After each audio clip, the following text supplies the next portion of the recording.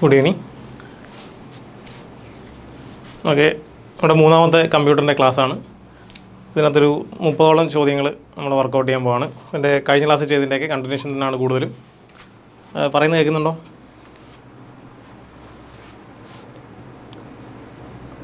സംസാരിക്കുന്നത് ക്ലിയർ ആണോ? നൈസ്.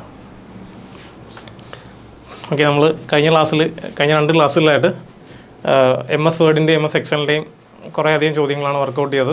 ഇന്ന് അതിൻ്റെ കണ്ടിന്യൂഷൻ എന്ന പോലെ ചിലതൊക്കെ നേരത്തെ ചെയ്തതിൻ്റെ ബാക്കി എന്നോണമുള്ളതാണ്. അപ്പോൾ ചെയ്ത കാര്യങ്ങളൊക്കെ മുമ്പുള്ളതും കൂടെ ഒന്നുകൂടെ നോക്കാം. അപ്പോൾ നമ്മുടെ ഫസ്റ്റ് ക്വസ്റ്റ്യൻ വരുന്നത് ഇതാണ്. If alternate rows of a table are to be shared in different colors in a Word document, which of the following option will be used? അതായത് ഒരു എക്സൽ ഷീറ്റിൽ ഇതുപോലത്തെ ഒരു ഷീറ്റ് നമുക്കറിയാം ഹൊറിസോണ്ടലായിട്ട് വരുന്നത്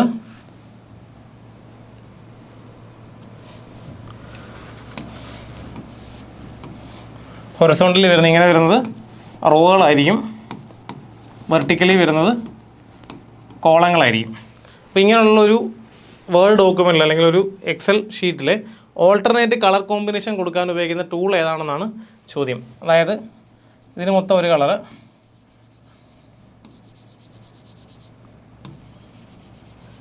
ഇങ്ങനെ ഓൾട്ടർനേറ്റീവ് കളർ കോമ്പിനേഷൻ കൊടുക്കാൻ ഉപയോഗിക്കുന്ന ടൂൾ ഏതെന്നാണ് ചോദ്യം.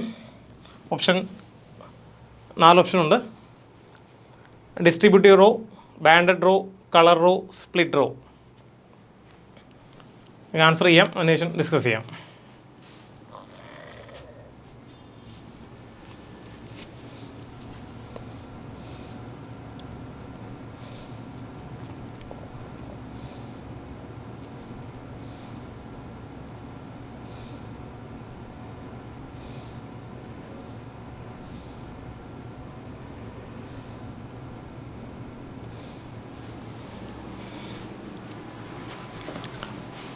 ആൻസർ ചെയ്യാം.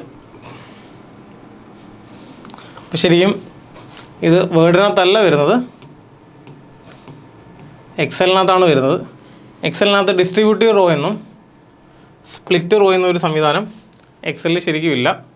പിന്നെ വരുന്നത് കളർ റോയും ബാൻഡഡ് റോയാണ്.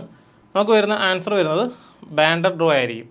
അപ്പോൾ ഓൾട്ടർനേറ്റീവായിട്ട് കളർ കോമ്പിനേഷൻ കൊടുക്കാൻ ഒരു സെല്ലിൽ അല്ലെങ്കിൽ ഡിഫറെൻറ്റ് ടൈപ്പ് ഓഫ് സെല്ലുകളിൽ ഓൾട്ടർനേറ്റീവായിട്ട് കളർ കോമ്പിനേഷൻ കൊടുക്കാൻ, കളേഴ്സ് കൊടുക്കാൻ ഉപയോഗിക്കുന്ന ടൂളാണ്, അല്ലെങ്കിൽ അതിനുവേണ്ടി ഉപയോഗിക്കുന്ന ഓപ്ഷൻ ചോദിച്ചു കഴിഞ്ഞാൽ ബാൻഡഡ് റോ ആയിരിക്കും. ഓപ്ഷൻ ബി ആണ് നമ്മുടെ കറക്റ്റ് ആൻസർ.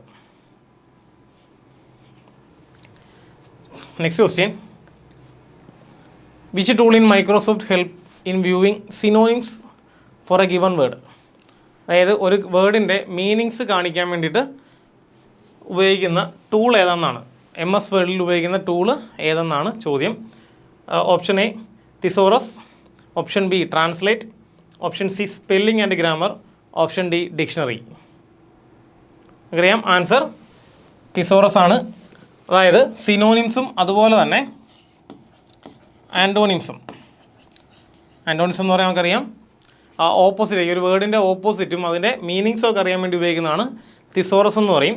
ട്രാൻസ്ലേറ്റ് ചെയ്യാന്ന് പറഞ്ഞാൽ അതിനെ മറ്റ് ലാംഗ്വേജിലേക്ക് ട്രാൻസ്ലേറ്റ് ചെയ്യാൻ ഉപയോഗിക്കുന്ന ടൂളായിരിക്കും.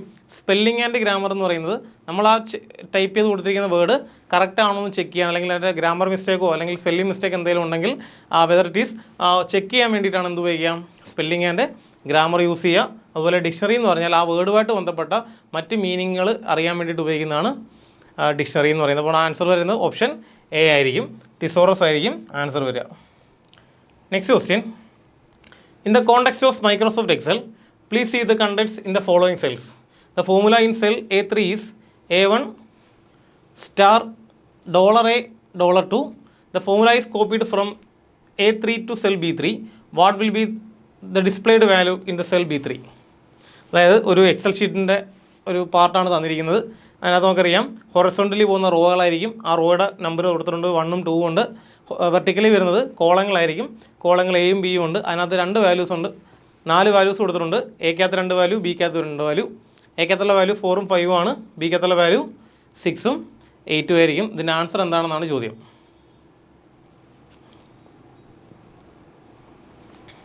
ഒന്ന് വർക്കൗട്ട് ചെയ്ത് നോക്കാം.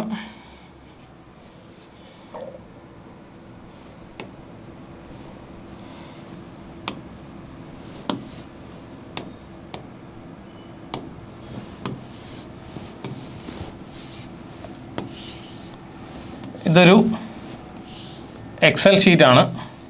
ഇതിൻ്റെ ഹൊറിസോണ്ടലി വരുന്ന വാല്യൂസ് 1 2 3 4 വാല്യൂസ് ആയിരിക്കും വരിക.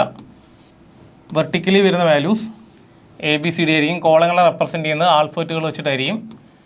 ആൻഡ് ഈ ഒരു പർട്ടിക്കുലർ കോമ്പിനേഷനെ വിളിക്കുന്ന പേരാണ് സെല്ലെന്ന് പറയും. ഇവിടെ തന്നിരിക്കുന്നതിനകത്ത് സെല്ലിനകത്ത് ഒന്നാമത്തെ സെല്ലിനകത്ത് ഉള്ള വാല്യൂ 4ഉം രണ്ടാമത്തെ സെല്ലിൽ അതായത് A2 സെല്ലിൻ്റെ പേര് കൊടുക്കുന്നത് അതിൻ്റെ കോളം റോ കോമ്പിനേഷൻ വെച്ചിട്ടായിരിക്കും പേര് കൊടുക്കുക. റോ കോളം കോമ്പിനേഷനിലാണ് പേര് കൊടുക്കുക. അപ്പോൾ പേര് കൊടുക്കുമ്പോൾ ഈ ഒരു സെല്ലെന്ന് പറയുന്നത് A1 ആയിരിക്കും. A1നകത്ത് 4 ഉണ്ട്. അതുപോലെ A2നകത്തുള്ള വാല്യൂ 5 ആണ്. A2നകത്തുള്ള വാല്യൂ 5 ആണ്. B1നകത്ത് 6 ഉണ്ട്. B2നകത്ത് 8 ഉണ്ട്. ഞാനിവിടെ ഒരു ഫോർമുല എഴുതി വച്ചിരിക്കുകയാണ്. Is equal to A1 star $A$2. അതായത് A1നകത്തുള്ള വാല്യൂ A2നകത്തുള്ള വാല്യൂ മൾട്ടിപ്ലൈ ചെയ്യുന്നതാണ് ഈ ഒരു A3യിൽ വരുന്ന ഡേറ്റ എന്ന് പറയുന്നത്. അപ്പോൾ ആ സെല്ലിനകത്ത് വരുന്ന A3 എന്ന സെല്ലിനകത്ത് വരുന്ന വാല്യൂ A1ഉം A2ഉം കൂടെ മൾട്ടിപ്ലൈ ആണ്. കഴിഞ്ഞ ക്ലാസ്സിൽ നമ്മൾ പഠിച്ചിട്ടുള്ളതാണ് സെൽ റെഫറൻസ് 3 തരത്തിലുണ്ടായിരിക്കും. ഓക്കെ, സെൽ റെഫറൻസ് 3 തരത്തിലുണ്ടായിരിക്കും. റിലേറ്റീവ് സെൽ റെഫറൻസ് ഉണ്ട്, അബ്സല്യൂട്ട് സെൽ റെഫറൻസ് ഉണ്ട്, അതുപോലെ മിക്സഡും ഉണ്ടായിരിക്കും. Relative cell reference, absolute cell reference, mixed cell reference. Relative എന്ന് പറഞ്ഞാൽ ജസ്റ്റ് കോളം റോ കോമ്പിനേഷനിൽ ഡേറ്റ റെപ്ലസ് ചെയ്യുക. B1 B5 അല്ലെങ്കിൽ BC7 ഇങ്ങനെയൊക്കെ റെപ്രസെൻ്റ് ചെയ്യുകയാണെങ്കിൽ എന്ത് വിളിക്കാം? അത് റിലേറ്റീവ് സെൽ റെഫറൻസ് ആയിരിക്കും. അപ്പോൾ റിലേറ്റീവ് ആണെന്നുണ്ടെങ്കിൽ ഒരു സെല്ലിൽ നിന്ന് മറ്റൊരു സെല്ലിലേക്ക് ആ ഒരു ഫോർമുല കോപ്പി ചെയ്താൽ ഇതിന് റിലേറ്റീവായിട്ടുള്ള ചേഞ്ചസ് ഉണ്ടാവും. മനസ്സിലായോ? അപ്പോൾ ഇവിടെ സാധാരണ ചേഞ്ചസ് ഉണ്ടാവും. ഇനി അബ്സല്യൂട്ട് ആണെങ്കിൽ അവിടെ $A$2 എന്നാണ് കൊടുക്കുന്നത്. അപ്പോൾ $A എന്ന് പറയാം. A എന്ന് പറഞ്ഞാൽ അതിൻ്റെ കോളമാണ്, 2 എന്ന് പറഞ്ഞാൽ റോ നമ്പറാണ്. അപ്പോൾ ഇത് രണ്ടിടത്തും ഡോളർ സിമ്പിൾ ഉണ്ടെങ്കിൽ അതിൻ്റെ മീനിങ് അത് ചേഞ്ച് ചെയ്യുന്നില്ല എന്നുള്ളതാണ്. ഓക്കെ, അപ്പോൾ ഇവിടെ എന്ത് ചെയ്യുന്നില്ല? ആ ഡേറ്റ ചേഞ്ച് ചെയ്യുന്നില്ല. മിക്സഡ് എന്ന് പറഞ്ഞാൽ ഏതെങ്കിലും ഒരെണ്ണം, ചിലപ്പോൾ അവിടെ A ചേഞ്ച് ചെയ്യും, പക്ഷേ എന്ത് ചെയ്യത്തില്ല? റോ ചേഞ്ച് ചെയ്യത്തില്ല. ചില കേസിൽ കോളം ചേഞ്ച് ചെയ്യും, കോളം ചേഞ്ച് ചെയ്യത്തില്ല, റോ ചേഞ്ച് ചെയ്യാം. അപ്പം ഇങ്ങനെയൊക്കെ വരുന്നു കഴിഞ്ഞാൽ അതിനെന്ത് വിളിക്കാം? മിക്സഡ് എന്ന് വിളിക്കാം. അപ്പോൾ 3 തരത്തിലാണ് സെൽ റെഫറൻസ് വരിക. റിലേറ്റീവ് ഉണ്ടാവും, അബ്സല്യൂട്ട് ഉണ്ടാവും, അതുപോലെ മിക്സഡ് സെൽ റെഫറൻസ് ഉണ്ടാവും. ഓക്കെ, നമുക്കിവിടെ ചോദിച്ചിരിക്കുന്നത് തന്നിരിക്കുന്ന ഇക്വേഷൻ എന്ന് പറഞ്ഞാൽ ഫോർമുല A1 സ്റ്റാർ $A$2 എന്നാണ്. അപ്പോൾ ഇത് നോക്കിയാൽ കണ്ടാൽ മനസ്സിലാവും. ഇതെന്ന് പറയുന്നത് റിലേറ്റീവ് ആണ്, ഇതെന്ന് പറയുന്നത് അബ്സല്യൂട്ട് ആയിരിക്കും. നമ്മൾ ഒരു സെല്ലിൽ നിന്ന് മറ്റൊരു സെല്ലിലേക്ക് കോപ്പി ചെയ്ത് കഴിഞ്ഞാൽ, ഇത് B3യിലേക്ക് കോപ്പി ചെയ്ത് കഴിഞ്ഞാൽ ഇവിടെ A1 മാറി എന്താവും? B1 ആകും. പക്ഷേ ഇതിന് ചേഞ്ചസ് ഉണ്ടാവുമോ? ഇതിന് ചേഞ്ച് ഉണ്ടാവില്ല. അപ്പോൾ ഇവിടെ എന്താ തന്നെ വരിക? $A$2 എന്ന് വരും. അപ്പോൾ B1നകത്തുള്ള വാല്യൂ നമുക്കറിയാം എത്രയാണ്? B1ൽ വാല്യൂ 6 ആണ്. ഇൻറ്റു $A$2നകത്ത് വരുന്ന ഡേറ്റ 5 ആണ്. A2നകത്ത് വരുന്ന ഡേറ്റ 5 ആണ്. 6 × 5 ആൻസർ 30 ആയിരിക്കും ആൻസർ വരിക. അപ്പോൾ നമ്മുടെ ഓപ്ഷൻ C ആണ് ആൻസർ വരിക. ഓപ്ഷൻ A അല്ല, ഓപ്ഷൻ C ആണ് ആൻസർ വരിക. ഓക്കെ, ക്ലിയർ ആയോ? അത് മനസ്സിലായില്ലെങ്കിൽ ഒന്ന് പറയണേ, ഒന്നുകൂടെ പറഞ്ഞുതരാം.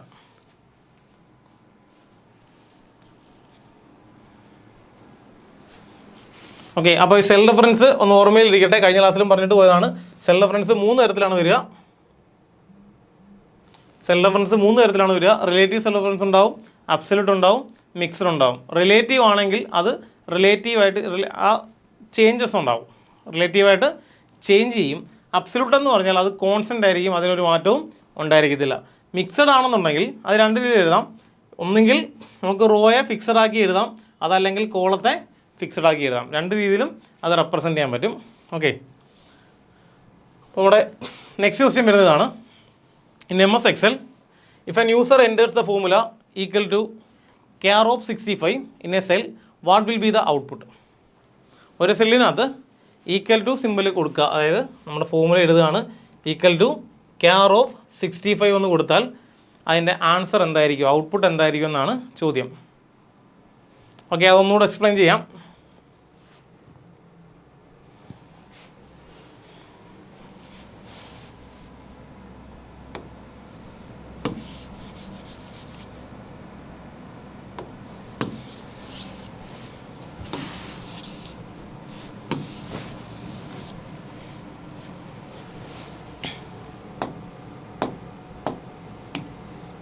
ഇതാണ് ഒരു നോർമൽ MS Excel ഷീറ്റ് എന്ന് പറയുന്നത്. ഇതിനകത്ത് ഹൊറിസോണ്ടലി വരുന്നത് ഇങ്ങനെ വരുന്നത് റോ ആയിരിക്കും, വെർട്ടിക്കലി വരുന്നത് കോളങ്ങളായിരിക്കും.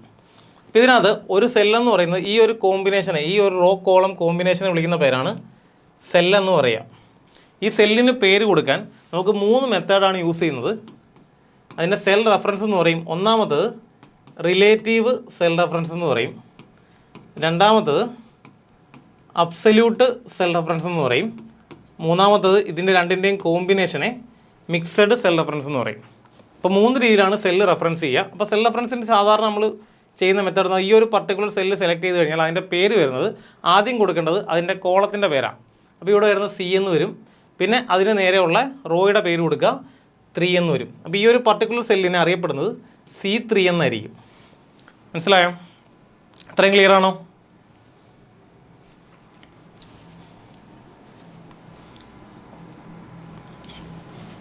ഓക്കെ, അപ്പോൾ ഈ ഒരു സെല്ലിനെ അറിയപ്പെടുന്നത് C3 എന്നായിരിക്കും. നമ്മളൊരു ഫോമുല ഒരു സെല്ലിൽ ടൈപ്പ് ചെയ്ത് കഴിഞ്ഞാൽ, ഞാനിവിടെ ചെയ്തിരിക്കുന്നത് A3 എന്ന സെല്ലിനകത്താണ് ഈക്വൽ ടു സിമ്പിൾ ഇട്ട് കഴിഞ്ഞാൽ, ഈക്വൽ സിമ്പിൾ ഇട്ട് കഴിഞ്ഞാൽ അതൊരു ഫോമുല ആയിരിക്കും. അവിടെ ചെയ്തിരിക്കുന്നത് പറഞ്ഞാൽ A1 കണ്ടൻറ്റ് ഇൻറ്റു A2 എന്നാണ് കൊടുത്തിരിക്കുന്നത്. അപ്പോൾ അതിന് മുമ്പായിട്ട് ഇതൊന്ന് ഓർത്ത് വെച്ചു. റിലേറ്റീവ് സെൽ റെഫറൻസ് വരുന്നത്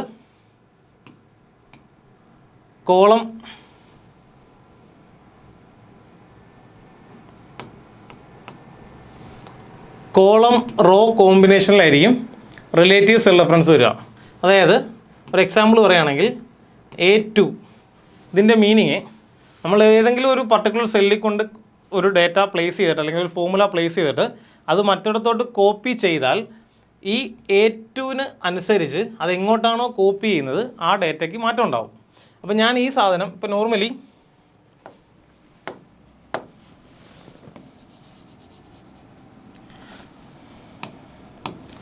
ഇവിടെ കൊടുത്തിരിക്കുന്ന ഇക്വേഷൻ എന്ന് പറയുന്നത് equal to A1 star A2 എന്നാണ് കൊടുത്തിരിക്കുന്നത് എഴുതാം. ഞാനിവിടെ കൊണ്ടുവന്ന് എൻ്റർ അടിച്ചു കഴിഞ്ഞാൽ, ഇത്രയും ടൈപ്പ് ചെയ്തിട്ട് എൻ്റർ അടിച്ചു കഴിഞ്ഞാൽ ഓട്ടോമാറ്റിക്കലി A1-നകത്തുള്ള കണ്ടൻറ്റ് 4 ആണ്. 4 × 5 എന്ന് വരും. എനിക്ക് ആൻസർ ഇവിടെ കിട്ടുന്നത് എത്ര ആയിരിക്കും? 20 ആയിരിക്കും. അപ്പോൾ ഇവിടെ കിട്ടുന്ന ആൻസർ എന്ന് പറയുന്നത് 20 ആയിരിക്കും ആൻസർ കിട്ടുക. ഇനി ഞാൻ ഈ ഒരു പർട്ടിക്കുലർ സെല്ല് സെലക്ട് ചെയ്ത് വെച്ചിട്ട് അതിനെ ഇങ്ങോട്ട് ഡ്രാഗ് ചെയ്ത് കഴിഞ്ഞാൽ, ജസ്റ്റ് ക്ലിക്ക് ചെയ്ത് ഡ്രാഗ് ചെയ്ത് കഴിഞ്ഞാൽ ഓട്ടോമാറ്റിക്കലി ഈ സെൽ റെഫറൻസിന് മാറ്റം ഉണ്ടാവും.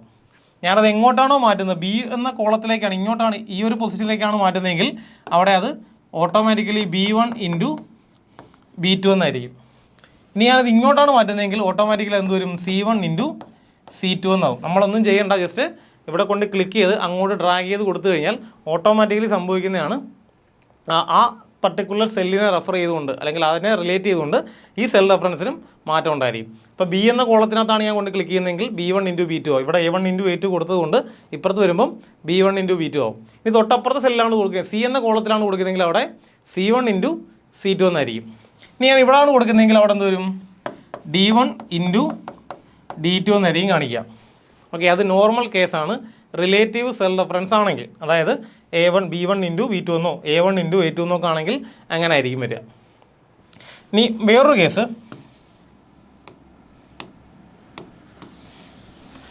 അത് അബ്സല്യൂട്ട് സെൽ റെഫറൻസ് ആണ് എന്നുണ്ടെങ്കിൽ, ആ കൊടുത്തിരിക്കുന്ന അബ്സല്യൂട്ട് സെൽ റെഫറൻസ് ആണെങ്കിൽ, അതായത് ഈക്വൽ ടു സിമ്പിൾ, അബ്സല്യൂട്ട് എന്ന് പറഞ്ഞാൽ നമുക്കറിയാം അവിടെ ഡോളർ സിമ്പിൾ വരും, A വരും, വീണ്ടും dollar simple 1 × dollar simple A, dollar simple 2 എന്നാണ് കൊടുത്തിരിക്കുക. അപ്പോൾ അബ്സല്യൂട്ട് സെൽ റെഫറൻസ് യൂസ് ചെയ്യുന്നത് അതിനകത്തുള്ള കണ്ടൻറ്റുകൾ ചേഞ്ച് ചെയ്യാതിരിക്കാനായിരിക്കും. അപ്പോൾ ഞാൻ ഇവിടെ ക്ലിക്ക് ചെയ്തിട്ട് അത് ബിയിലോട്ട് മാറ്റിയാലും സിയിലോട്ട് മാറ്റിയാലും ഡിയിലോട്ട് മാറ്റിയാലും അതിനെ റിലേറ്റീവായിട്ട് ഇതിന് യാതൊരു മാറ്റവും ഉണ്ടായിരിക്കത്തില്ല. ഞാൻ ഇവിടെ കൊണ്ടുവച്ചാലും അത് $A1 $1 ഇൻറ്റു $A $2 എന്ന് തന്നെ ആയിരിക്കും. അപ്പുറത്ത് കൊണ്ട് വെച്ചാലും എനിക്ക് സിക്കകത്ത് കൊണ്ട് വെച്ചാലും കിട്ടുന്നത് ഇതേ ഫോർമുല തന്നെ ആയിരിക്കും. ഫോർമുലയ്ക്ക് യാതൊരു വ്യത്യാസവും ഉണ്ടാകുന്നില്ല. മനസ്സിലായോ? ഇനി മൂന്നാമത്തെ കേസ് എന്ന് പറഞ്ഞാൽ ഇത് മിക്സ് ചെയ്ത് വന്നുള്ള കേസാണ്. ഇത് മിക്സ് ചെയ്താണ് വരുന്നതെങ്കിൽ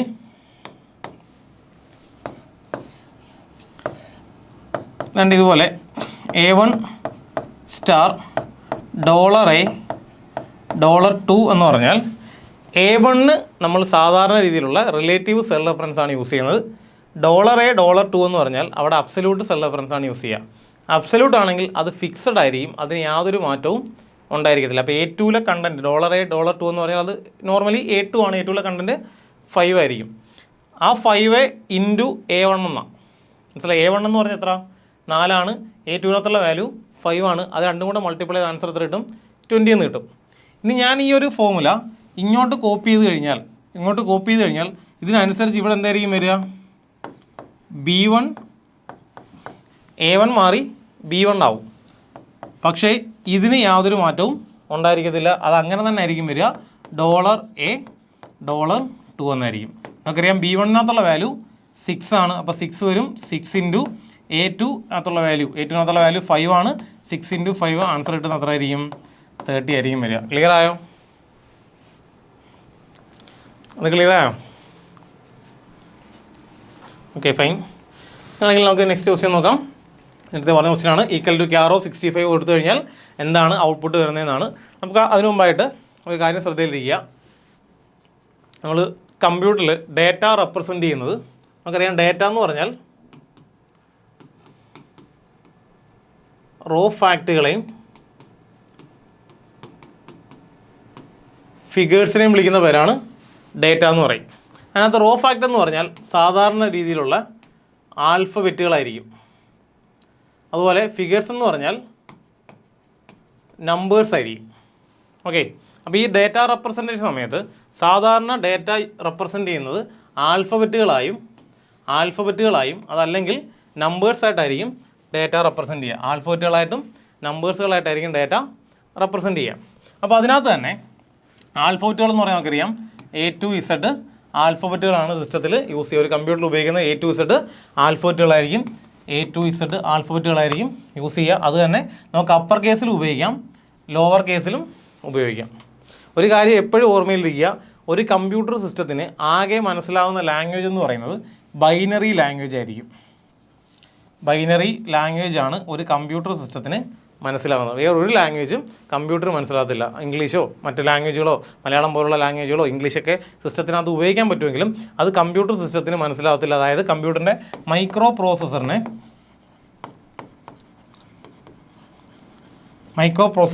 ഈ ലാംഗ്വേജ് മനസ്സിലാകത്തില്ല.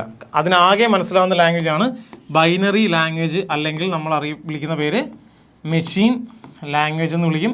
അവിടെ പൊതുവെ യൂസ് ചെയ്യുന്നത് 0ഉം 1ഉം പോലുള്ള സിമ്പിളുകളായിരിക്കും ഉപയോഗിക്കുക. മനസ്സിലായോ? 0ഉം 1ഉം പോലുള്ള സിമ്പിളുകളായിരിക്കും ഉപയോഗിക്കുക. ഇനി നമ്മളൊരു സിസ്റ്റത്തിൽ A എന്ന കീ പ്രസ് ചെയ്യുകയാണെന്ന് കരുതുക. കീബോർഡിനകത്തുള്ള A എന്ന കീ പ്രസ് ചെയ്താൽ ആ കീക്ക് കറസ്പോണ്ടിങ് ആയിട്ടുള്ള ആസ്കി ക്യാരക്ടറാണ്, ആസ്കി നമ്പറാണ് സിസ്റ്റത്തിൻ്റെ പ്രോസസ്സറിലേക്ക് പാസ് ചെയ്ത് കൊടുക്കുന്നത്. അപ്പോൾ കീബോർഡിനകത്തുള്ള A എന്ന കീ ഞാൻ പ്രസ് ചെയ്യുകയാണെങ്കിൽ അത് ക്യാപിറ്റൽ A ആണെങ്കിൽ ആ A എന്ന ക്യാപിറ്റൽ എക്ക് കറസ്പോണ്ടിങ് ആയിട്ടുള്ള ആസ്കി ക്യാരക്ടർ, ഇതിൻ്റെ ഫുൾ ഫോം പഠിച്ച് വയ്ക്കുക, എക്സാമിന് ചോദിക്കാം. American standard code for information interchange. ഒന്ന് നോട്ട് ചെയ്ത് വെച്ചേക്കുക. American standard code for information interchange. അപ്പോൾ ഇതാണ് ആസ്കി എന്ന് പറയുന്നത്, American standard code for information interchange. അപ്പോൾ ഈ American standard code for information interchange അല്ലെങ്കിൽ ആസ്കി അനുസരിച്ച് ക്യാപിറ്റൽ A എന്ന് പറയുന്നത് 65 ആയിരിക്കും. ഇങ്ങനെയാണെങ്കിൽ ക്യാപിറ്റൽ ബി എന്ന് പറയുന്നത് 66 ആയിരിക്കും, ക്യാപിറ്റൽ സി എന്ന് പറയുന്നത് 67 ആയിരിക്കും. അങ്ങനെ എവിടം വരെ വരാം? ഇസഡ് വരെ വരാം. ഇത് ഒന്ന് വീതം കൂട്ടി എഴുതിയാൽ എന്ത് കിട്ടും? ഇസഡിൻ്റെ വാല്യൂ കിട്ടും. ലൈക്ക് സ്മോൾ ലെറ്റർ എ ആണെങ്കിൽ അതിൻ്റെ വാല്യൂ എന്ന് പറയുന്നത് 97 ആയിരിക്കും. അപ്പോൾ സ്മോൾ ലെറ്റർ ബി എന്ന് പറഞ്ഞാൽ 98 ആണ്, സ്മോൾ ലെറ്റർ സി എന്ന് പറഞ്ഞാൽ 99 ആയിരിക്കും. അപ്പോൾ ഈ രണ്ട് കാര്യങ്ങളൊന്ന് ഓർത്ത് വെച്ചോ. ക്യാപിറ്റൽ എ എന്ന് പറയുന്നത് 65 ആണ്, സ്മോൾ എ എന്ന് പറയുന്നത് 97 ആയിരിക്കും. അപ്പോൾ നമ്മുടെ ചോദ്യത്തിലേക്ക് വരാം. ചോദ്യം പറയുന്നതാണ് ഈക്വൽ ടു ക്യാർ ഓഫ് 65 എന്ന് പറഞ്ഞാൽ 65ലെ ക്യാരക്ടർ ഏതാണെന്നാണ്. അതായത് 65 വരുന്ന ക്യാരക്ടർ എന്ന് പറഞ്ഞാൽ നമുക്കറിയാം ക്യാപിറ്റൽ എയുടെ ആസ്കി വാല്യൂ ആണ് 65 എന്ന് പറയുന്നത്. ഓക്കെ, അപ്പോൾ കിട്ടുന്ന ഔട്ട്പുട്ട് എന്തായിരിക്കും വരിക? ഓപ്ഷൻ ബി ക്യാപിറ്റൽ എ ആയിരിക്കും. ഇനി ഇവിടെ 97 ആണ് കൊടുക്കുന്നതെങ്കിൽ ആൻസർ എന്ത് വരും? സ്മോൾ ലെറ്റർ എ വരും. ഓക്കെ, ആൻസർ കിട്ടിയോ? അപ്പോൾ ജസ്റ്റ് ഇതൊന്ന് നോട്ട് ചെയ്ത് വെച്ചേക്കുക. ക്യാപിറ്റൽ എ എന്ന് പറയുന്നത് 65 ആണ്, സ്മോൾ ലെറ്റർ എ എന്ന് പറയുന്നത് 97 ആയിരിക്കും. ഓക്കെ, അതുപോലെ ആസ്കിയുടെ ഫുൾ ഫോം കൂടെ നോട്ട് ചെയ്യുക. American standard code for information interchange. American standard code for information interchange. Okay, next question. What is the default alignment of numerical values entered into cells in an MS Excel 2010 worksheet? അതായത് ഒരു MS Excel വർക്ക്ഷീറ്റിലെ numbers type ചെയ്ത് കൊടുക്കുകയാണെങ്കിൽ numerical value enter ചെയ്യുകയാണെങ്കിൽ അത് ഏത് പൊസിഷനകത്ത് വരുമെന്നാണ് ചോദ്യം. ഇതൊരു സെല്ലായിരിക്കാം,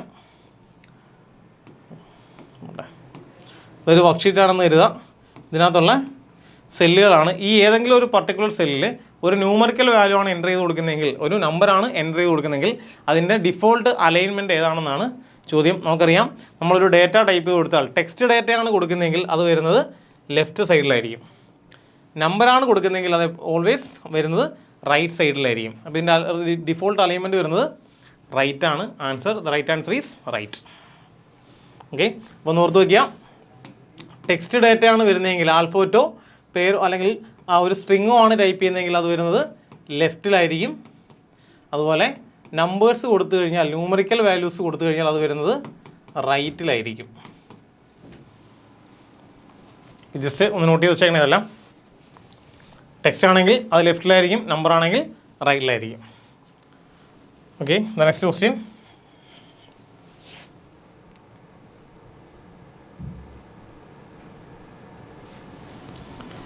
Which of the following is a valid domain name of an email address? Which is the valid domain name of an email address? Okay. അപ്പോൾ അതിനു മുമ്പായിട്ട് ഒരു ഇമെയിലിൻ്റെ സ്ട്രക്ചർ നോക്കാം. അതറിയാം, ഇമെയിൽ എന്ന് പറഞ്ഞാൽ ഇലക്ട്രോണിക് മെയിലാണ്. ഇൻ്റർനെറ്റ് വഴി മെസ്സേജസ്, ഡിജിറ്റൽ മെസ്സേജസ് എക്സ്ചേഞ്ച് ചെയ്യാൻ ഉപയോഗിക്കുന്ന ഒരു സംവിധാനമാണ് ഇമെയിൽ എന്ന് പറയുന്നത്. ഇമെയിലിൻ്റെ കമ്പോണൻറ്റുകളെ പറ്റി നമ്മൾ കഴിഞ്ഞ ക്ലാസ്സിൽ നോക്കിയാണ്. അതിനെ മെസ്സേജ് റെസിപ്റ്റ് ചെയ്യാനായിട്ട് 3 കമ്പോണൻ്റാണ് വരിക. 2 ഉണ്ടാവും, CC ഉണ്ടാവും, BCC ഉണ്ടാവും. 2 എന്ന് പറഞ്ഞാൽ പ്രൈമറി റെസിപ്പിയൻറ്റിൻ്റെ അഡ്രസ്സ് സ്റ്റോർ ചെയ്യാൻ ഉപയോഗിക്കുന്നതാണ് 2 എന്ന് പറയുന്നത്. CC അല്ലെങ്കിൽ കാർബൺ കോപ്പി എന്ന് പറഞ്ഞാൽ സെക്കൻഡറി റെസിപ്പിയൻ്റ് അഡ്രസ്സ് സ്റ്റോർ ചെയ്യാൻ വേണ്ടി ഉപയോഗിക്കുന്നതാണ് CC അല്ലെങ്കിൽ കാർബൺ കോപ്പി. BCC എന്ന് പറഞ്ഞാൽ ബ്ലൈൻഡ് കാർബൺ കോപ്പി എന്നാണ്. ടെർഷ്യറി റെസിപ്പിയൻ്റ് അഡ്രസ്സുകൾ സ്റ്റോർ ചെയ്യാൻ, പ്രയോറിറ്റി തീരെ കുറഞ്ഞ ആളുകളുടെ അഡ്രസ്സ് സ്റ്റോർ ചെയ്യാൻ വേണ്ടി ഉപയോഗിക്കുന്നതാണ് BCC എന്ന് പറയുന്നത്. ഓക്കെ, അതിനെപ്പറ്റി നമ്മൾ കഴിഞ്ഞ ക്ലാസ് പഠിച്ചതാണ്. ഇനി ഒരു ഇമെയിലിൻ്റെ സ്ട്രക്ചറിലേക്ക് വരാം, അല്ലെങ്കിൽ ഇമെയിൽ ID-യുടെ സ്ട്രക്ചർ വരാം. ഇമെയിൽ ID-യുടെ സ്ട്രക്ചർ വരുന്നത് ഇങ്ങനെയാണ്: യൂസർ നെയിം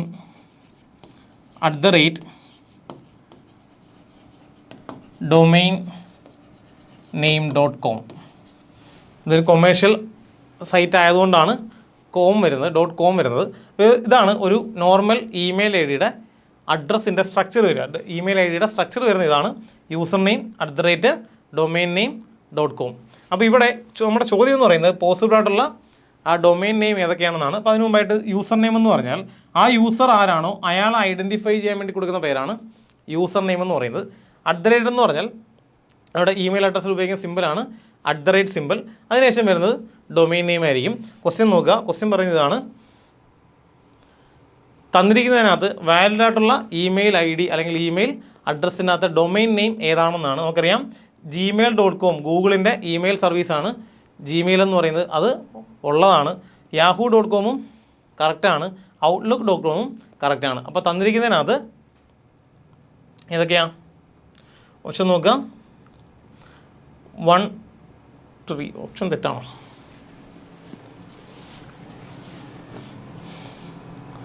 ഇത് 1 ആണേ.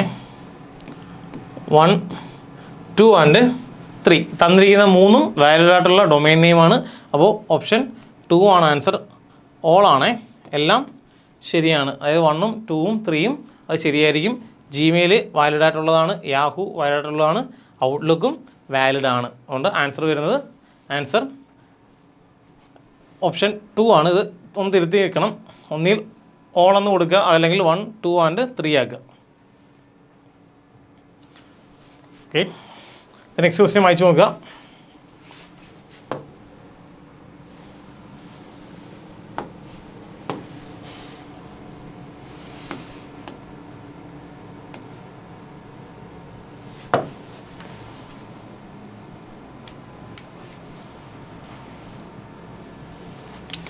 നെക്സ്റ്റ് ക്വസ്റ്റ്യൻ,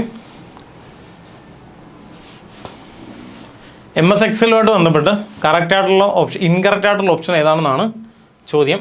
ഒന്നാമത്തെ option, in MS Excel 2010 we can save A file using F3 ഉപയോഗിച്ചിട്ടാണ് ഒരു ഫയൽ സേവ് ചെയ്യുന്നതെന്നാണ് ഒന്നാമത്തെ option. In MS Excel the home tab in the ribbon bar contains the most commonly used commands such as copying and pasting, sorting and filtering etcetera. Okay, option 3, in MS Excel Ctrl+F is used to find text within the sheet.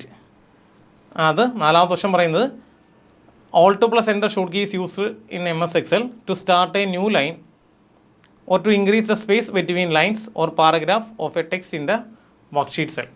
തന്നിരിക്കുന്നതിനകത്ത് ഏത് ഒരെണ്ണം incorrect ആണ്, അത് കണ്ടുപിടിക്കാനാണ് ചോദ്യം. നമുക്ക് തന്നിരിക്കുന്നതിനകത്ത് ഇതാണ് incorrect ആയിട്ടുള്ള answer എന്ന് പറയുന്നത്. ബാക്കിയെല്ലാം കറക്റ്റാണ്. Ctrl+F യൂസ് ചെയ്യുന്നത് ഒരു ടെക്സ്റ്റ് ഫൈൻഡ് ചെയ്യാനായിരിക്കും. അതുപോലെ ടാബ് കീ ഹോമിനകത്ത് ഉണ്ടാകുന്നത് നമുക്ക് നോർമലായിട്ട് യൂസ് ചെയ്തുകൊണ്ടിരിക്കുന്ന ഫ്രീക്വൻ്റായിട്ട് ഉപയോഗിച്ചുകൊണ്ടിരിക്കുന്ന കാര്യങ്ങളാണ്. കട്ട്, കോപ്പി, പേസ്റ്റ് പോലുള്ള കാര്യങ്ങളാണ് ഹോമിനകത്തുള്ളത്. അതുപോലെ Alt+Enter യൂസ് ചെയ്യുന്നത് അതിൻ്റെ പാരഗ്രാഫിൻ്റെ തമ്മിലുള്ള സ്പേസ് ഇൻക്രീസ് ചെയ്യാനായിരിക്കും. നമ്മൾ സാധാരണ ഒരു ഫയൽ സേവ് ചെയ്യാൻ ഉപയോഗിക്കുന്നത് Ctrl+S എന്ന ഓപ്ഷനാണ് യൂസ് ചെയ്യുക. ഈ ഒരു ഷോർട്ട് കീ ഉപയോഗിച്ചിട്ടാണ് എന്ത് ചെയ്യുക, ഒരു ഫയലിനെ നമ്മൾ സേവ് ചെയ്യുക. F3 യൂസ് ചെയ്യത്തില്ല. അപ്പോൾ ഇതാണ് തെറ്റായിട്ടുള്ള ഓപ്ഷൻ, അതാണ് നമ്മുടെ കറക്റ്റ് ആൻസർ വരിക. Okay, next question, arrange the following terms from lower to higher unit of memory measurement. നമുക്കറിയാം മെമ്മറി മെഷർമെൻറ്റിൻ്റെ ഏറ്റവും ചെറുതെന്ന് വലുതിലേക്ക് ഉള്ളൊരു അറേഞ്ച്മെൻറ്റാണ് എഴുതേണ്ടത്. തന്നിരിക്കുന്ന ഓപ്ഷനകത്ത് ജിഗാബൈറ്റ് ഉണ്ട്, പെറ്റാബൈറ്റ് ഉണ്ട്, ടെറാബൈറ്റ് ഉണ്ട്, സെറ്റാബൈറ്റ് ഉണ്ട്, എക്സാബൈറ്റ് ഉണ്ട്. ഒന്ന് നോക്കിയിട്ട് കറക്റ്റായിട്ടുള്ള ഓപ്ഷൻ പറഞ്ഞേ.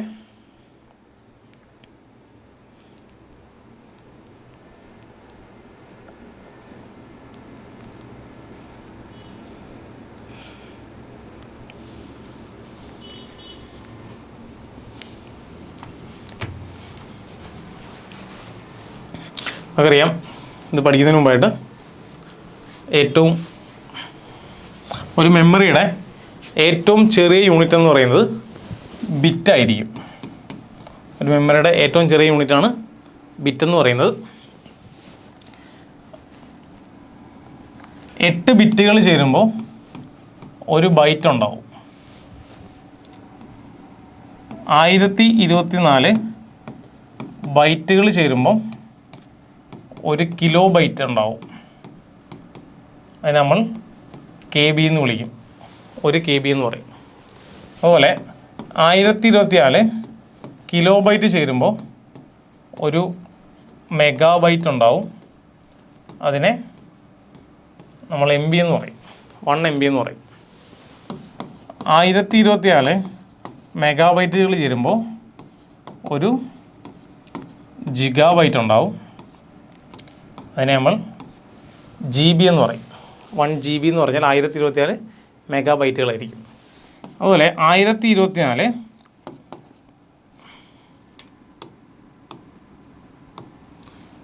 ജിഗാബൈറ്റുകൾ ചേരുമ്പോൾ 1 ടെറാബൈറ്റ് ഉണ്ടാവും. അല്ലെങ്കിൽ TB എന്ന് പറയും. 1 ടെറാബൈറ്റ് ഉണ്ടാവും. 1024 ടെറാബൈറ്റുകൾ ചേരുമ്പോൾ 1024 ടെറാബൈറ്റുകൾ ചേരുമ്പോൾ ഒരു എക്സാബൈറ്റ് ഉണ്ടാവും. അതിനെ നമ്മൾ വിളിക്കുന്ന പേര് EB എന്ന് പറയും.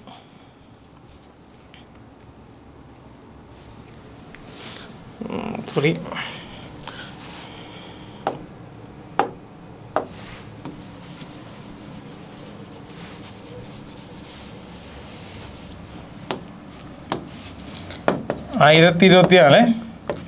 ടെറാബൈറ്റുകൾ ചേരുമ്പോൾ ഒരു പെറ്റാബൈറ്റ് ആയിരിക്കും ഉണ്ടാവുക. ഒരു പെറ്റാബൈറ്റ് ഉണ്ടാവും, അതിനെ PB എന്ന് വിളിക്കും. അതുപോലെ 1024 PB ചേരുമ്പോൾ ഒരു എക്സാബൈറ്റ് ഉണ്ടാവും, അതിനെ EB എന്ന് വിളിക്കും. 1024 EB ചേരുമ്പോൾ ഒരു സെറ്റാബൈറ്റ് ഉണ്ടാവും, അതിനെ ZB എന്ന് വിളിക്കും. ഇതാണ് നമ്മളൊരു മെമ്മറി ഹൈറാർക്കിയുടെ അല്ലെങ്കിൽ മെമ്മറി മെഷർമെൻറ്റിൻ്റെ ഓർഡർ വരുന്നത്. ഇതിൻ്റെ കൂടെ ഒന്ന് പഠിച്ചു വയ്ക്കുക, 4 ബിറ്റുകൾ ചേർന്നാൽ അതിനെ വിളിക്കുന്ന പേരാണ് 1 നിബിൾ എന്ന് പറയും. ഇത് ഒന്ന് സ്ക്രീൻഷോട്ട് എടുക്കുകയോ അല്ലെങ്കിൽ ഒന്ന് എഴുതി വയ്ക്കുകയോ ചെയ്യാം.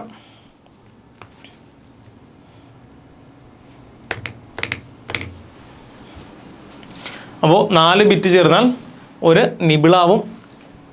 8 ബിറ്റുകൾ ചേരുന്നതാണ് 1 ബൈറ്റ് എന്ന് പറയുന്നത്. അതുപോലെ 1024 ബൈറ്റ്സുകൾ ചേർന്നാൽ 1 കിലോബൈറ്റ് ആണ്. 1024 കിലോബൈറ്റുകൾ ചേർന്നാൽ 1 മെഗാബൈറ്റ് ആണ്. 1024 മെഗാബൈറ്റുകൾ ചേർന്നാൽ 1 ജിഗാബൈറ്റ് ആണ്. 1024 ജിഗാബൈറ്റുകൾ ചേർന്നാൽ 1 ടെറാബൈറ്റ് ആണ്. 1024 ടെറാബൈറ്റുകൾ ചേർന്നാൽ അത് 1 പെറ്റാബൈറ്റ് ആണ്.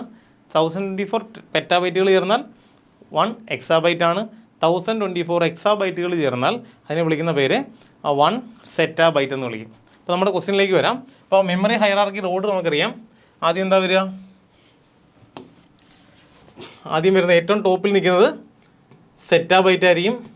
അത് കഴിഞ്ഞിട്ട് എക്സാബൈറ്റ് ആയിരിക്കും. അത് കഴിഞ്ഞിട്ട് പെറ്റാബൈറ്റ് ആയിരിക്കും. അത് കഴിഞ്ഞ് ടെറാബൈറ്റ് വരും. അതും കഴിഞ്ഞ് ജിഗാബൈറ്റ് വരും. അത് കഴിഞ്ഞ് മെഗാബൈറ്റ് വരും. അത് കഴിഞ്ഞ് വരുന്നത് കിലോ ബൈറ്റ് ആയിരിക്കും. അപ്പോൾ ഏറ്റവും ചെറിയ യൂണിറ്റ് ചോദിച്ചാൽ ബിറ്റാണ്. ബിറ്റ് കഴിയുമ്പോൾ കിലോബൈറ്റ്, കിലോബൈറ്റ് കഴിഞ്ഞാൽ മെഗാബൈറ്റ്, മെഗാബൈറ്റ് കഴിഞ്ഞ് gigabyte, terabyte, petabyte, exabyte, yottabyte. ഇപ്പോൾ തന്നിരിക്കുന്ന ക്വസ്റ്റ്യൻ ഇതാണ്. മെമ്മറി ഹൈറാർക്കിയുടെ higher unit, lower to higher unit ആണ് അറേഞ്ച് ചെയ്യേണ്ടത്. അപ്പോൾ ലോവർ യൂണിറ്റ് ഈ തന്നിരിക്കുന്നതിനകത്ത് ഏറ്റവും ലോവർ യൂണിറ്റ് ഏതായിരിക്കും? ജിഗാബൈറ്റ് ആയിരിക്കും. അപ്പോൾ ഒന്നാമത് വരുന്നത് ആദ്യം ജിഗാബൈറ്റ് ആണ്. രണ്ടാമത് വരുന്നത് ടെറാബൈറ്റ് ആയിരിക്കും. മൂന്നാമത് വരുന്നത് പെറ്റാബൈറ്റ് ആണ്. നാലാമത് എക്സാബൈറ്റ്. അഞ്ചാമത് വരുന്നതായിരിക്കും സെറ്റാബൈറ്റ്. അപ്പോൾ നമ്മുടെ ഓപ്ഷൻ വരുന്നാൽ എ, ആദ്യം എ വരണം. A, C, B, E, D. ഇങ്ങനെ ഓപ്ഷൻ ഉണ്ടോ? A, C, B, E, D. Option A ആണ് ആൻസർ വരിക. A, C, B, E, D. Okay, അപ്പോൾ ഇത് ഒന്ന് നോട്ട് ചെയ്ത് വെച്ചേക്കണേ. നിങ്ങൾ എഴുതിയെടുത്തെന്ന് കരുതുന്നു, അല്ലെങ്കിൽ സ്ക്രീൻഷോട്ട് എടുത്ത് വയ്ക്കുക. നെക്സ്റ്റ് ക്വസ്റ്റ്യൻ പോവാം. The sample document is designed using 2 column format. Which of the following menu tab in MS Word 16 contain this feature? ഇത് 2 column വരുന്ന ഫീച്ചർ ഏതാണെന്നാണ് ചോദ്യം. ആൻസർ വരുന്ന നമുക്കറിയാം, ലേ ഔട്ടാണ് ആൻസർ. ലേ ഔട്ടിനകത്താണ് ഇതുപോലെ 2 column അറേഞ്ച്മെൻ്റ് ഒക്കെ വരിക. നമുക്ക് 2 column 3 column ആയിട്ടൊക്കെ അറേഞ്ച് ചെയ്യാം. അത് വരുന്നത് എവിടെ ആയിരിക്കും? ലേ ഔട്ടിനകത്തായിരിക്കും. വ്യൂ എന്ന ടാബിനകത്ത്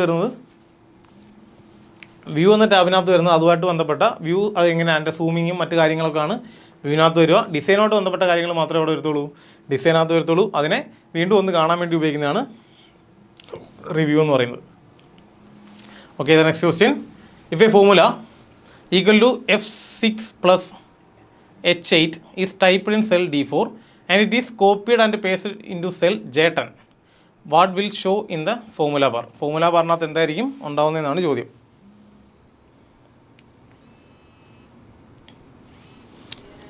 ഹലോ, അല്ല ക്ലാസ് ഉണ്ടോ? അല്ല 7 to 12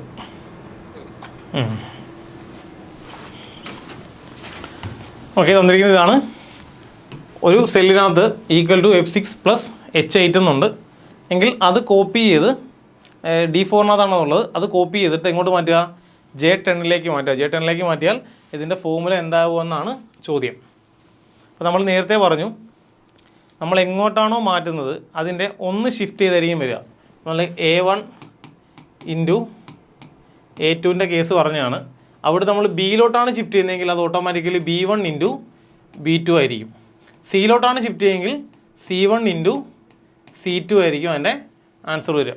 അതായത് ഓരോ സെല്ല് ഷിഫ്റ്റ് ചെയ്യുമ്പം ഓരോ നമ്പർ വെച്ചിട്ടായിരിക്കും ഇൻക്രീസ് ചെയ്യുക. ഇവിടെ ചോദ്യം പറയുന്ന ഇതാണ്, D4-ന്ന് ഞാനത് എങ്ങോട്ടാണ് മാറ്റുന്നത്? J10-ലേക്കാണ് മാറ്റുക.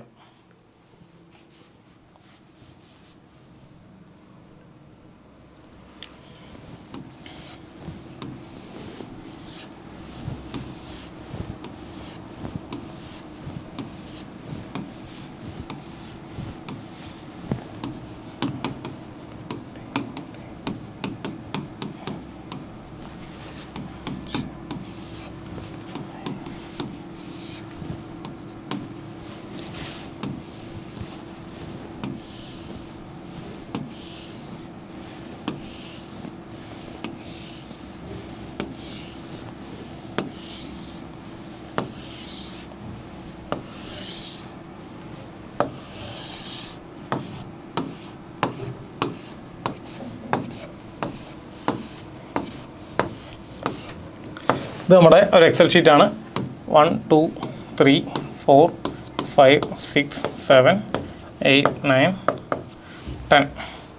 എൻ്റെ ക്വസ്റ്റ്യൻ പറയുന്നതാണ്, D4-നകത്തുള്ള ഫോർമുല F6 + H8 എന്നാണ്. D4 എന്ന് പറഞ്ഞാൽ D4 വരുമ്പോൾ ഇതാണ് D4 എന്ന് പറയുന്നത്. ഇവിടെയുള്ള ഫോർമുല F6A+. ഞാൻ ഇങ്ങോട്ട് എഴുതുകയാണേ. അവിടെയുള്ള ഫോർമുല ഇതാണ്. D4-നകത്തുള്ള ഫോർമുല H6A+.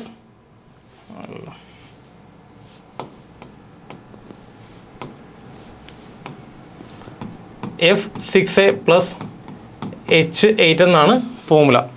ഞാനപ്പോൾ ഈ ഒരു ഫോർമുല ഇവിടുന്ന് കോപ്പി ചെയ്ത് എങ്ങോട്ട് പേസ്റ്റ് ചെയ്യുക? J10-ലേക്ക് പേസ്റ്റ് ചെയ്യുകയാണ്. അങ്ങനെയാണെങ്കിൽ അല്ലേ, J10-ലേക്ക് പേസ്റ്റ് ചെയ്യുകയാണെങ്കിൽ ഫോർമുല ബാറിൽ എന്തായിരിക്കും കാണിക്കുന്നതെന്നാണ് ചോദ്യം. അതായത് ഇവിടുന്ന് ഇങ്ങോട്ട് പേസ്റ്റ് ചെയ്യുമ്പോൾ ഇവിടെ എന്തായിരിക്കും കാണിക്കുന്നതെന്നാണ് ചോദ്യം. അതായത് ഇവിടുത്തെ ഫോർമുല എന്തായിരിക്കും എന്നാണ് ചോദ്യം. നമുക്കറിയാം ഇതൊരു റിലേറ്റീവ് സെൽ റെഫറൻസ് ആണ്. സെൽ റെഫറൻസ് ആയതുകൊണ്ട് തന്നെ ഇതിന് സ്വാഭാവികമായിട്ട് എന്ത് വരാം? ചേഞ്ച് വരാം. ഓക്കെ.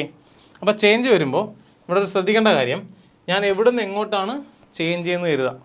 ഡീഫോൾട്ടിരിക്കുന്ന സാധനത്തെ ഞാൻ എങ്ങോട്ട് മാറ്റുക? J10-ലേക്ക് മാറ്റുക. അതായത് ആ റോയുടെ നമ്പർ 4-ന്ന് എന്തായി മാറും? 10 ആയി മാറുന്നു. അതായത് 6 റോസ് ആണ് ഞാൻ ഷിഫ്റ്റ് ചെയ്യുന്നത്. 6 റോസ് ആണ് ഷിഫ്റ്റ് ചെയ്യുന്നതെങ്കിൽ ഇവിടെ എനിക്ക് വരുന്ന മാറ്റം എന്ന് പറഞ്ഞാൽ 6 റോ മുമ്പോട്ട് പോവുക. ഓക്കെ. അതായത് 6 റോ മുമ്പോട്ട് പോകുക എന്ന് പറഞ്ഞാൽ 6 കോളം അതനുസരിച്ച് വാല്യൂ മുമ്പോട്ട് പോകും. ഓക്കെ. അപ്പോൾ ഇവിടെ F6A + 6 ടൈം ഇവിടെയും വരും, 6 ടൈം ഇവിടെയും വരുമ്പോൾ 6 + 6 12 വരും. F കഴിഞ്ഞ് 6 എണ്ണം കൂടെ കൂട്ടി എഴുതാം. F കഴിഞ്ഞ് 6 എണ്ണം കൂട്ടുമ്പോൾ എന്ത് വരും? GHIJKL ആയിരിക്കും വരിക. ഓക്കെ. ഇവിടെ എന്ത് വരും? L12 വരും. അതുപോലെ H-ൻ്റെ കേസ് വരുമ്പോൾ H8 ആണ്, അതിൻ്റെ കൂടെയും 6 കൂട്ടുക. 8-ൻ്റെ കൂടെ 6 കൂട്ടുമ്പോൾ 14 കിട്ടും. H-ൻ്റെ കൂടെ 6 കൂട്ടുമെന്ന് പറഞ്ഞാൽ H കഴിഞ്ഞിട്ട് 6-മത് വരുന്ന ഏതാണെന്ന് നോക്കുക. HIJKLM ആയിരിക്കും ഓപ്ഷൻ വരിക. ഓക്കെ. അപ്പോൾ വരുന്നത് എന്തായിരിക്കും ആൻസർ കിട്ടുക? L12 എന്നും N14 എന്നാണ് ആൻസർ വരുന്നത്. ആൻസർ എന്ന് പറയുന്നത് A ആയിരിക്കും. ഓപ്ഷൻ A ആണ് ആൻസർ വരിക. ഓക്കെ. മനസ്സിലായത്? അപ്പോൾ ചെയ്യേണ്ടത് എത്ര മാത്രമേ ഉള്ളൂ, തന്നിരിക്കുന്ന റോയിൽ റോ നമ്പർ എത്രയാണ് ഷിഫ്റ്റ് ആയെന്ന് നോക്കുക. ഇപ്പോൾ ഇവിടെ D4-ന്ന് എങ്ങോട്ട് മാറി? J10-ലേക്ക് മാറി. അതായത് 4-ന്ന് 10-ലേക്കാണ് ഷിഫ്റ്റ് ആയത്. അപ്പോൾ 6 ആണ് അവിടുത്തെ ഡിഫറൻസ് വരിക. ആ 6 ഡിഫറൻസ് ഉള്ളത് റോയിലും കോളത്തിലും കൂട്ടിയെടുത്തു കഴിഞ്ഞാൽ നമുക്ക് കിട്ടുന്ന ആൻസർ കിട്ടും. അപ്പോൾ ആൽഫബറ്റ് ചെക്ക് ചെയ്യുമ്പോൾ 6ാമത്തെ ആൽഫബറ്റ് എടുക്കുക, അതുപോലെ റോയുടെ നമ്പറിൻ്റെ കൂടെ 6 കൂട്ടുക. Okay, next question. If cell A1 is selected and cell D9, G5, K6 is clicked by pressing control button, then what will be shown in the name box. ആ name ബോക്സിനകത്ത് എന്താണ് show ചെയ്യുന്നതെന്നാണ്. ഇപ്പോൾ ഞാൻ A1 ഓൾറെഡി സെലക്ട് ആയി വെച്ചിരിക്കുകയാണ്. A1 എന്ന cell select ആയി വെച്ചിരിക്കുകയാണ്. ആ സെലക്ട് ചെയ്തുകൊണ്ട് തന്നെ D9ലും G5ലും K6ലും അത് കൺട്രോൾ ബട്ടൺ ക്ലിക്ക് ചെയ്തുകൊണ്ട് ഞാൻ പ്രസ് ചെയ്യുകയാണെങ്കിൽ ഓട്ടോമാറ്റിക്കലി വരുന്നത് A1 എന്ന പേര് തന്നെ ആയിരിക്കും. ഓക്കെ, A1 ആണ് ഓൾറെഡി സെലക്ട് ആയിട്ടിരിക്കുന്നത്. അപ്പോൾ അതിൻ്റെ പേര് വരുന്നത് എന്ത് തന്നെ ആയിരിക്കും? A1 തന്നെ ആയിരിക്കും. അപ്പോൾ ഓപ്ഷൻ എ ആണ് ആൻസർ വരിക. Okay, next question.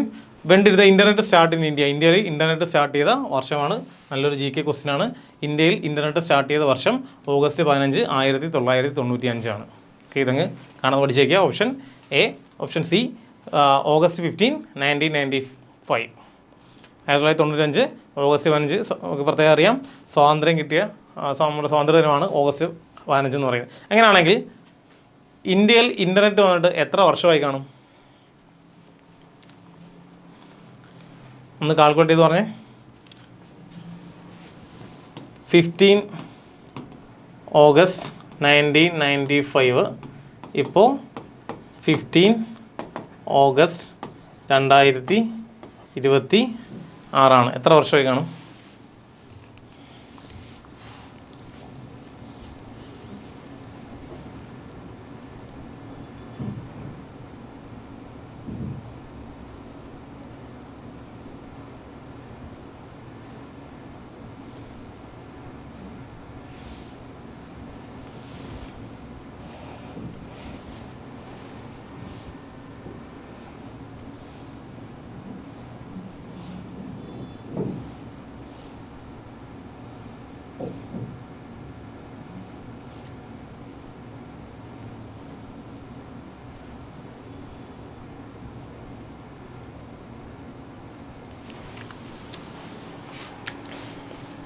ഒന്ന് കാൽക്കുലേറ്റ് ചെയ്ത് പറയാം കേട്ടോ.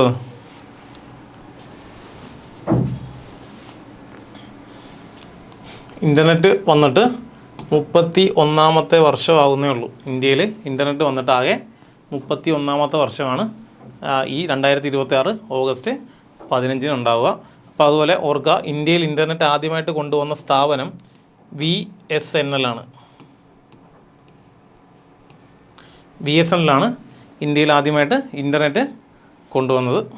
ഓക്കെ, അതുപോലെ ബ്രോഡ്ബാൻഡ് സർവീസ് ആരംഭിച്ചത് 2004 2004 ബ്രോഡ്ബാൻഡ് സർവീസ് ഇന്ത്യയിൽ ബ്രോഡ്ബാൻഡ് സർവീസ് ആരംഭിച്ചത് 2004. ഇൻ്റർനെറ്റ് വന്ന വർഷം 1995. കൃത്യം പറഞ്ഞാൽ 1995 1995 ഓഗസ്റ്റ് 15 ഇന്ത്യയിൽ ഇൻ്റർനെറ്റ് സംവിധാനം നിലവിൽ വന്നത്. അത് കൊണ്ടുവന്ന സ്ഥാപനം ചോദിച്ചാൽ VSNL ആയിരിക്കും.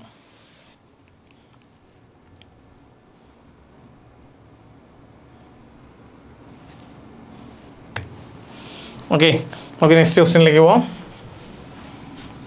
അടുത്ത ക്വസ്റ്റ്യൻ പറയുന്നത് മാച്ച് ദ ഫോളോയിങ് ആണ്. Equal to 1 × 4 1 + 4 × 2⁵3 ÷ 2. തൊട്ട് താഴെ ബി ഓപ്ഷൻ വരുന്നത് ഒരു ബൈനറി അഡിഷൻ ആണ്. 10 + 10 10 1. അടുത്തത് ഈക്വൽ ടു ലോവർ, ഇത് ക്യാപിറ്റൽ ABCD ആണ്.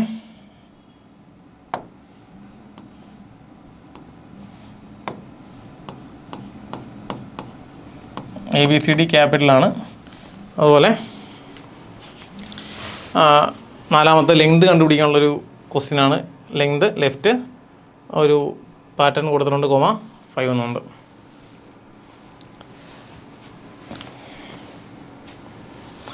VSNLന്റെ ഫുൾ ഫോം എന്ന് പറയുന്നത് വിദേശ് സഞ്ചാർ നിഗം ലിമിറ്റഡ്. BSNL അല്ല, റൈറ്റ് ആൻസർ VSNL ആണ്. Videsh Sanchar Nigam limited. Videsh Sanchar Nigam limited.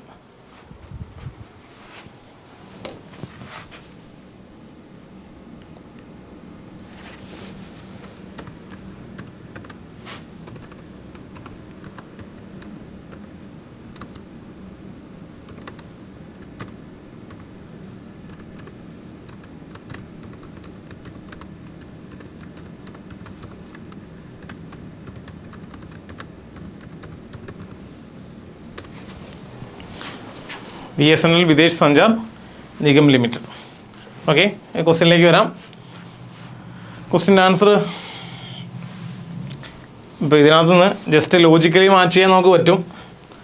Logically match ചെയ്താൽ ലോവർ ഓഫ് ABCD എന്ന് പറഞ്ഞാൽ ക്യാപിറ്റൽ ABCയുടെ ലോവർ കേസിലേക്ക് കൺവേർട്ട് ചെയ്യുക എന്നുള്ളതാണ്. അപ്പോൾ അവിടെ വരുന്ന ആൻസർ എന്തായിരിക്കാം? സിയുടെ ആൻസർ 4 ആണ്. സിയുടെ ആൻസർ 4 ആണ്. പിന്നെ ഇതൊരു ബൈനറി അഡിഷനാണ് തന്നിരിക്കുന്നത്. അപ്പോൾ ഇവിടെ ബൈനറി പാറ്റേൺ നമ്മുടെ ഔട്ട്പുട്ടിനകത്ത് വരുന്നത് 1011 എന്നാണ്. അപ്പോൾ നോർമലി ബിയുടെ ആൻസർ വരുന്നത് 3 ആയിരിക്കും. ഇനി ഇത് വെച്ചിട്ട് മാച്ചിങ് ആയിട്ടുള്ള നോക്കിയാൽ മതി. അതായത് B3യും C4ഉം വരുന്നുണ്ടോ നോക്കുക. B3യും C4ഉം വരുന്നത് ഒറ്റ ഓപ്ഷനേ ഉള്ളൂ. അപ്പോൾ അതുകൊണ്ട് അപ്പോഴേ നമുക്ക് പറയാം 1 ആണ് ആൻസർ എന്ന് പറയാം. ഓക്കെ, ഓപ്ഷൻ 1 ആണ് നമ്മുടെ ആൻസർ വരിക. പക്ഷേ നമുക്കത് എങ്ങനെയാണ് വന്നതെന്നുള്ളതും കൂടെ നോക്കാം.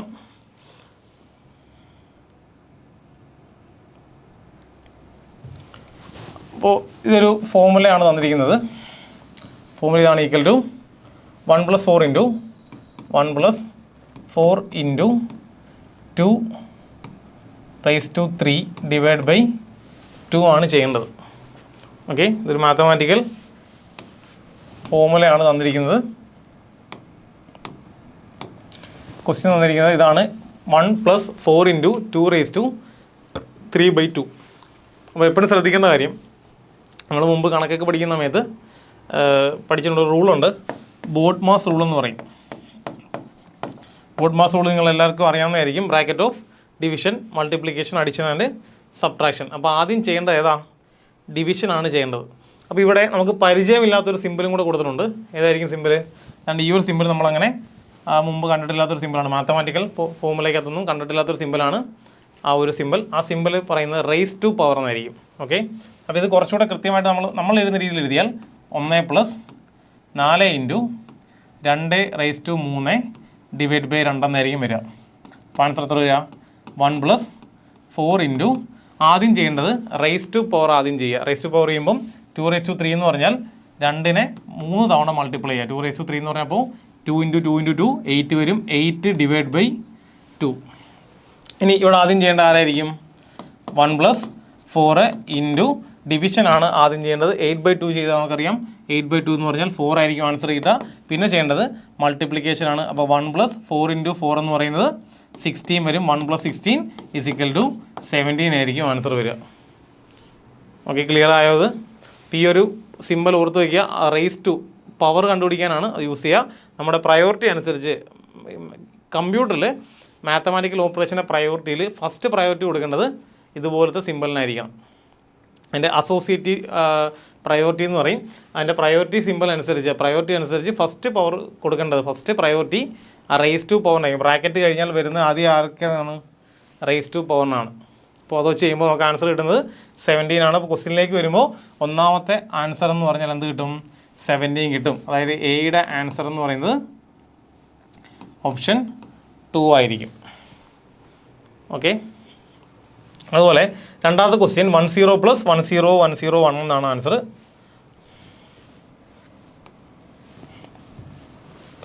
ക്വസ്റ്റ്യൻ 10 +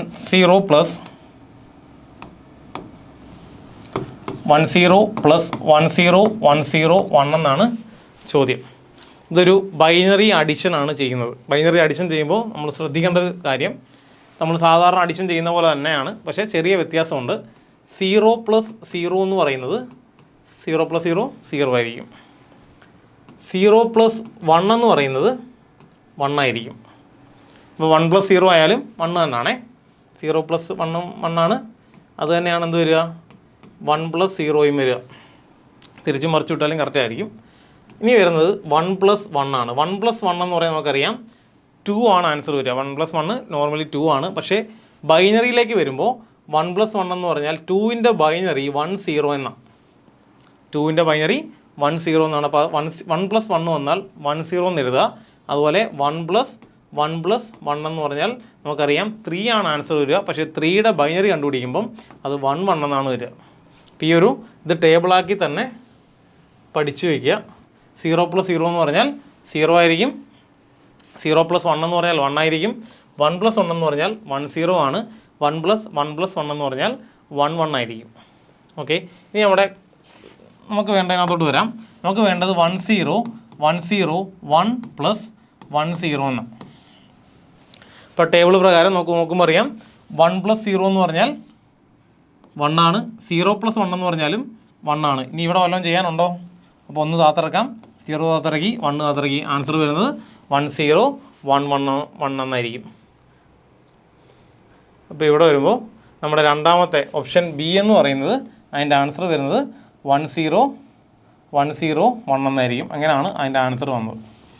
ഓക്കെ, അതിനുശേഷം is equal to lower of upper case ABCD എന്ന് കൊടുത്തു കഴിഞ്ഞാൽ ആ ബ്രാക്കറ്റിനകത്ത് ഡബിൾ കോട്ട്സ് എഴുതിയിരിക്കുന്ന വാല്യൂ എന്താണോ അതിനെ ലോവർ കേസിലേക്ക് കൺവേർട്ട് ചെയ്യും. ഇവിടെ ക്യാപിറ്റൽ ABCD എന്നാണ് തന്നിരിക്കുന്നത്, അതിനെ ലോവർ കേസ് ആക്കുമ്പോൾ ABCD എന്ന് ലോവർ കേസിൽ ഡിസ്പ്ലേ ചെയ്ത് കാണിച്ചു തരും.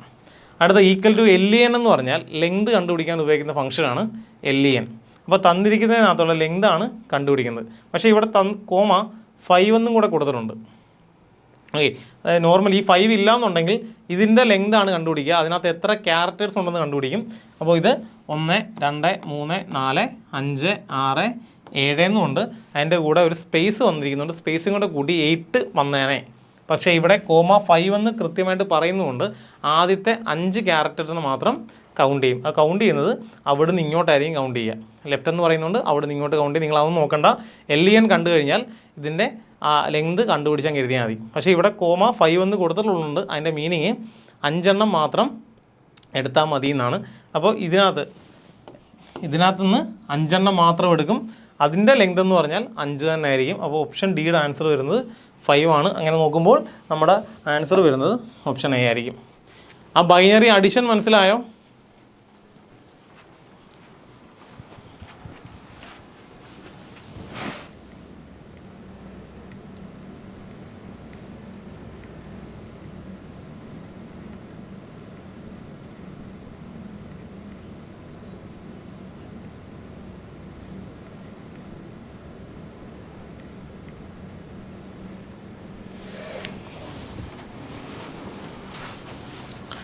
ബൈനറി അഡിഷൻ മനസ്സിലായോ?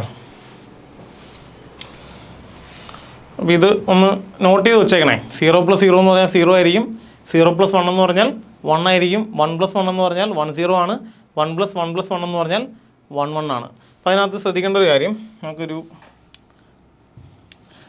10 110 പ്ലസ് 1 എന്നൊരു നമ്പറാണ് തരുന്നതെന്ന് കരുതുക. അപ്പോൾ നോർമൽ കേസിൽ 0+1 എന്ന് പറഞ്ഞാൽ 1 ആണ്, 1+1 എന്ന് പറഞ്ഞാൽ 10 എന്നാണ് വരിക. 10 എന്ന് വന്നാൽ 0 ഇവിടെ കൊടുക്കുക, 1 ഇപ്പുറത്ത് ക്യാരി ചെയ്യുക. അപ്പോൾ വീണ്ടും 1+1 എന്ന് വരും. 1+1 എന്ന് പറഞ്ഞാൽ 0 വരും, 1 ഇപ്പുറത്ത് ക്യാരി ചെയ്യുക. ഇനി 1+0 എന്ന് പറഞ്ഞാൽ 1 ആണ്, ആ അവസാനമുള്ള 1 അതുപോലെ എഴുതി. അപ്പോൾ ആൻസർ കിട്ടുന്ന 11001 എന്നായിരിക്കും. അപ്പോൾ ഈ ഒരു ഇത് നോക്കി വേണം ചെയ്യാൻ. സാധാരണ ചെയ്യുമ്പോൾ ഇപ്പോൾ 16 + 14 എന്ന് പറഞ്ഞാൽ 6 4 10 കിട്ടും. 10 കിട്ടിയാൽ 0 ഇവിടെ കൊടുത്തിട്ട് ബാക്കി 1 ഇവിടെ ശിഷ്ടം എഴുതാറാണ് പതിവ്. അപ്പോൾ ഇവിടെയും ചെയ്യുന്ന അതുപോലെ തന്നെയാണ്. 11 + 11 എന്ന് വന്നു കഴിഞ്ഞാൽ 1+1 ചെയ്യുമ്പോൾ 10 വരും. അങ്ങനെ 10 വന്നാൽ 0 ഇവിടെ കൊടുക്കുക, 1 ഇപ്പുറത്ത് ക്യാരി ചെയ്യുക. ഇവിടെ വരുമ്പോൾ 3 1 വന്നു. 3 1 1+1+1 എന്ന് പറഞ്ഞാൽ 1 എന്നാണ് വരിക. അവസാനം 1 കൊടുക്കുക. ഇതാണ് ആൻസർ വരുന്നത്. അപ്പോൾ ആ സാധനം ഒന്ന് നോക്കി വെച്ചേക്കണേ, ബൈനറി അഡിഷൻ്റെ ഇതിനകത്ത് വരുന്നതാണ്. അതുപോലെ അടുത്ത ക്വസ്റ്റ്യൻ മാച്ച് ദ ഫോളോയിങ് ആണ്. മാച്ച് ദ ഫോളോയിങ് തന്നിരിക്കുന്ന അബ്രിവേഷൻസ് ആണ്. ഫുൾ ഫോം കണ്ടുപിടിക്കുക, ഈസി ആയിട്ട് കണ്ടുപിടിക്കാൻ പറ്റും. ആ പേര് വായിച്ച് നോക്കുമ്പോൾ തന്നെ നോർമലി നമുക്ക് ആൻസർ കിട്ടും. ഒന്ന് ആൻസർ എഴുതിക്കേ. ഇപ്പോൾ ഫുൾ ഫോം നോക്കി അറിയാം. CPU എന്ന് പറയുന്നത് സെൻട്രൽ പ്രോസസ്സിംഗ് യൂണിറ്റ് എന്നാണ്, അത് കിട്ടും. PROM എന്ന് പറഞ്ഞാൽ പ്രോഗ്രാമബിൾ റീഡ് ഒൺലി മെമ്മറി എന്നാണ് വരിക. DRAM എന്ന് പറഞ്ഞാൽ ഡൈനാമിക് റാൻഡം ആക്സസ് മെമ്മറി. അതുപോലെ PCB എന്ന് പറഞ്ഞാൽ പ്രിൻറ്റഡ് സർക്യൂട്ട് ബോർഡാണ്. ലോജിക്കലി ഇത് കണക്റ്റ് ആവുന്ന സാധനമാണ്, അതുകൊണ്ട് ഈസി ആയിട്ട് അതിൻ്റെ ആൻസർ കിട്ടും. ആൻസർ വരുന്നത് എന്തായിരിക്കും? CPU എന്ന് പറഞ്ഞാൽ സെൻട്രൽ പ്രോസസ്സിംഗ് യൂണിറ്റ്. ഒന്നാമത്തെ ആൻസർ. A എന്ന് പറഞ്ഞാൽ 2. A2 വരുന്ന ഓപ്ഷൻ ഏതാ? ഓപ്ഷൻ 3 ആണ് ആൻസർ വരിക. അതുപോലെ ഒന്നുകൂടെ വെരിഫൈ ആണേ. B എന്ന് പറഞ്ഞാൽ 3 ആണോ? B 3 ആണ്. C എന്ന് പറഞ്ഞാൽ 4 ആണ്. D എന്ന് പറഞ്ഞാൽ 1 ആണ്. ടൈപ്പിംഗ് മിസ്റ്റേക്ക് ആണേ. ഓക്കെ, ക്ലിയർ ആയത്? ഇപ്പോൾ നെക്സ്റ്റ് ക്വസ്റ്റ്യൻ നോക്കാം. നെക്സ്റ്റ് ക്വസ്റ്റ്യൻ പറയുന്നത് ഇതാണ്. In MS word a user want to convert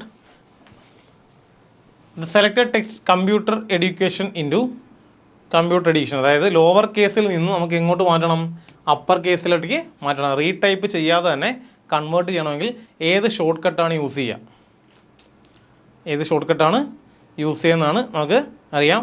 dialogue ബോക്സിൽ സ്മാൾ ക്യാപ്സ് എന്ന് പറയുന്ന സാധനം ഇല്ല. റിവ്യൂ ടാബിനകത്തും ചെക്ക് ചെയ്യേണ്ട കാര്യമില്ല. ജസ്റ്റ് എന്ത് ചെയ്താൽ മതി, ഹോം ടാബിലേക്ക് കയറുക, ചേഞ്ച് കേസ് എന്ന് കൊടുത്തു കഴിഞ്ഞാൽ നമുക്ക് ആ ചേഞ്ച് അപ്പർ കേസ് കിട്ടും. നമ്മളപ്പോൾ സെലക്ട് ചെയ്തിരിക്കുന്നത് ലോവർ കേസ് ആണെങ്കിൽ ചേഞ്ച് കേസ് കൊടുത്തു കഴിഞ്ഞാൽ അപ്പർ കേസ് ആവും, അപ്പർ കേസ് ആണെങ്കിൽ അതിനെ ലോവർ കേസിലേക്കും കൺവേർട്ട് ചെയ്യാൻ പറ്റും. ഓക്കെ,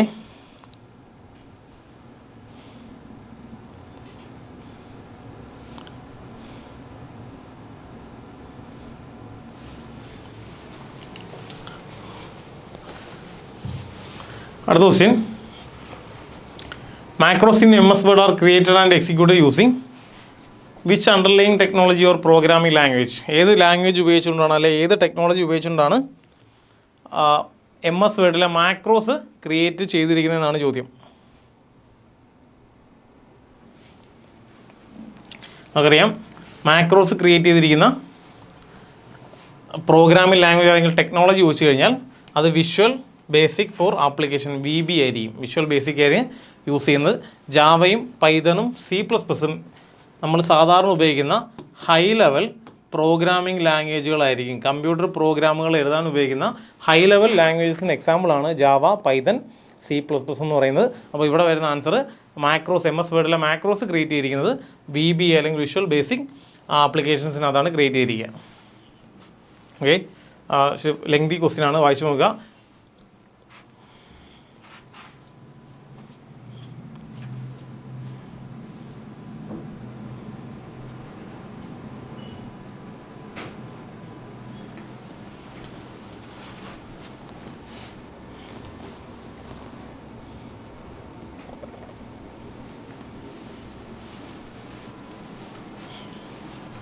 അതായത് in MS Word, a user frequently insert the same block of text, document properties, reusable content such as headers, footers and standard paragraphs into multiple documents. The user wants a feature that allows saving and reusing such content quickly without copying and pasting every time. Which MS Word feature should be used for this purpose? അതായത് എനിക്ക് സ്ഥിരമായിട്ടൊരു പാറ്റേണോ അല്ലെങ്കിൽ ആ ഒരു കുറച്ച് പ്രോപ്പർട്ടീസോ ഒരു ബ്ലോക്കോ ടെക്സ്റ്റോ ഒക്കെ type ചെയ്ത് കൊടുക്കണം.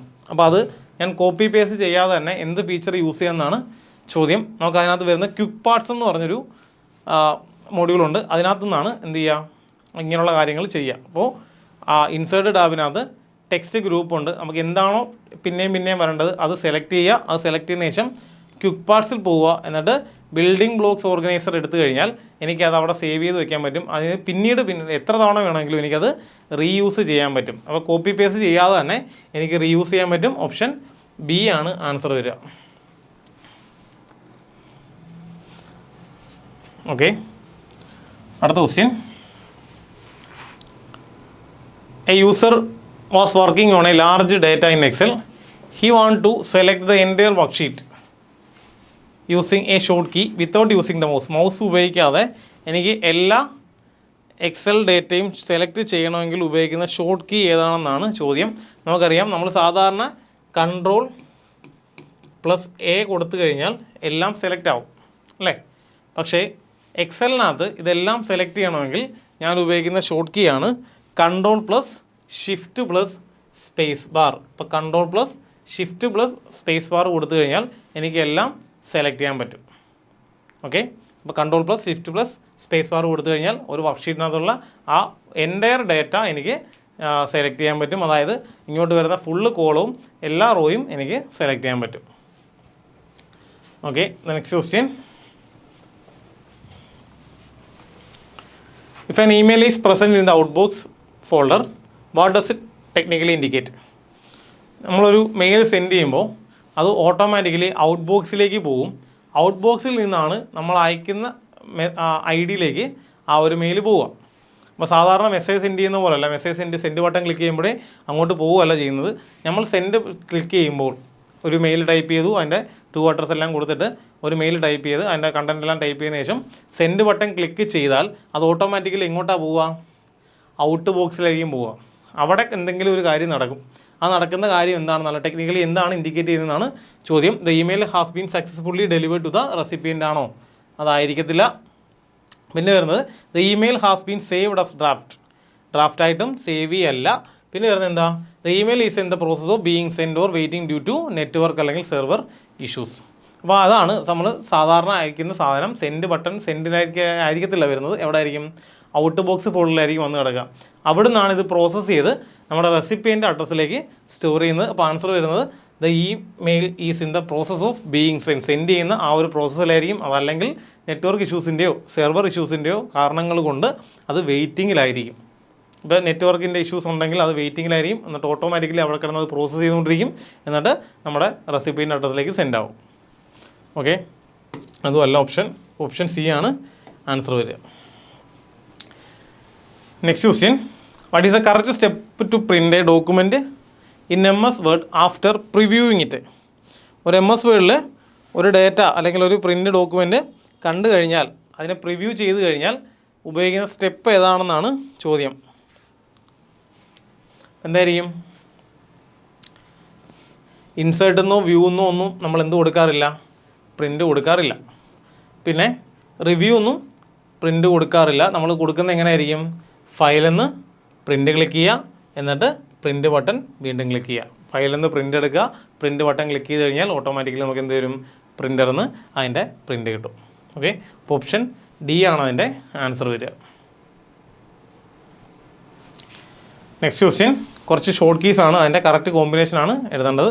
നമുക്കറിയാം Ctrl+A എന്ന് പറയുന്നത് തൊട്ട് മുമ്പ് പറഞ്ഞാണ്. Ctrl+A എന്ന് പറഞ്ഞാൽ നമുക്ക് എല്ലാ ഡോക്യുമെൻറ്റും സെലക്ട് ചെയ്യാനാണ് Ctrl+A ഉപയോഗിക്കുക. അപ്പോൾ ഇതിനകത്ത് വരുന്നത് എന്താ? Select all items.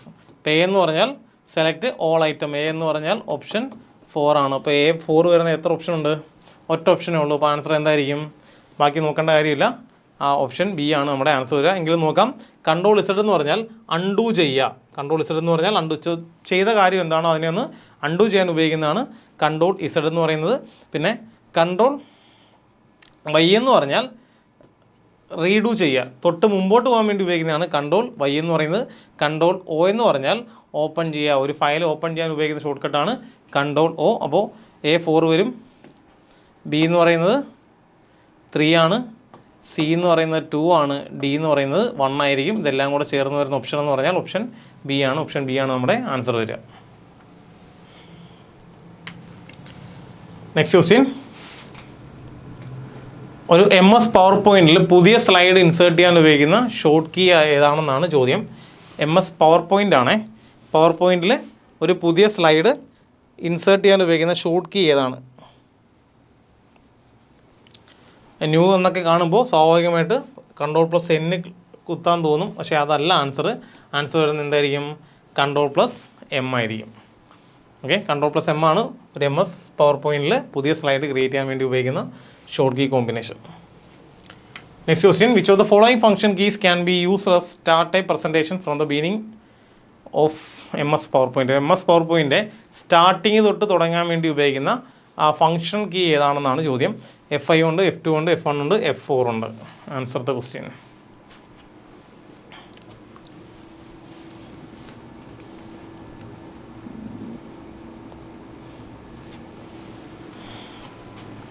ഏതായിരിക്കും answer?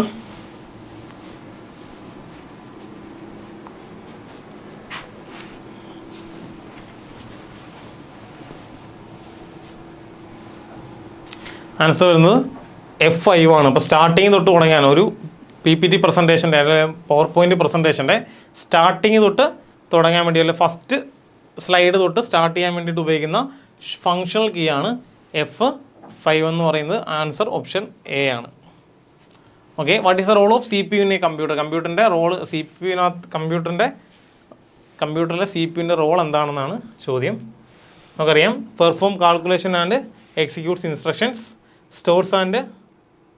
Stores data and programs, coordinates all the peripheral devices, control the power supply to the computer. എന്തായിരിക്കും?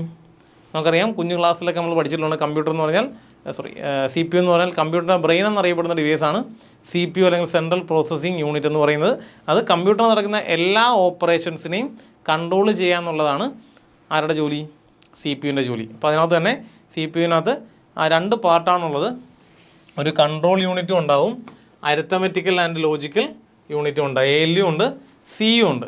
അതിനകത്ത് ALU ചെയ്യുന്നത് എല്ലാ തരത്തിലുള്ള കാൽക്കുലേഷൻ, അരിത്തമെറ്റിക്കൽ കാൽക്കുലേഷനെയും അതുപോലെ ലോജിക്കൽ കാൽക്കുലേഷനും പെർഫോം ചെയ്യുക എന്നുള്ളതാണ് ആരുടെ ജോലി? ALUവിൻ്റെ ജോലി. അപ്പോൾ ഓപ്ഷൻ വൈസ് നോക്കുകയാണെങ്കിൽ ഓപ്ഷൻ A ആണ് കറക്റ്റ് ആൻസർ വരിക. Performs calculations and executes information. ഇപ്പോൾ CPUവിൻ്റെ പ്രധാനപ്പെട്ട ജോലി എന്ന് പറഞ്ഞാൽ ഒരു കമ്പ്യൂട്ടറിനകത്തുള്ള കാൽക്കുലേഷൻസ് ചെയ്യുക, അതുപോലെ അവിടെ കൊടുക്കുന്ന ഇൻസ്ട്രക്ഷൻസിനെ എക്സിക്യൂട്ട് ചെയ്യുക. ഓക്കെ, നെക്സ്റ്റ് ക്വസ്റ്റ്യൻ നോക്കുക. In PowerPoint 2013 which tab contains the news slide? News slide വരുന്ന ടാബ് ഏതാണെന്നാണ് ചോദ്യം. അത് ഓപ്ഷൻ നോക്കുമ്പോൾ അറിയാം. ഡിസൈൻ ഉണ്ട്, ഹോം ഉണ്ട്, സ്ലൈഡ് ഷോ ഉണ്ട്, വ്യൂ ഉണ്ട്. ഏതായിരിക്കും ആൻസർ?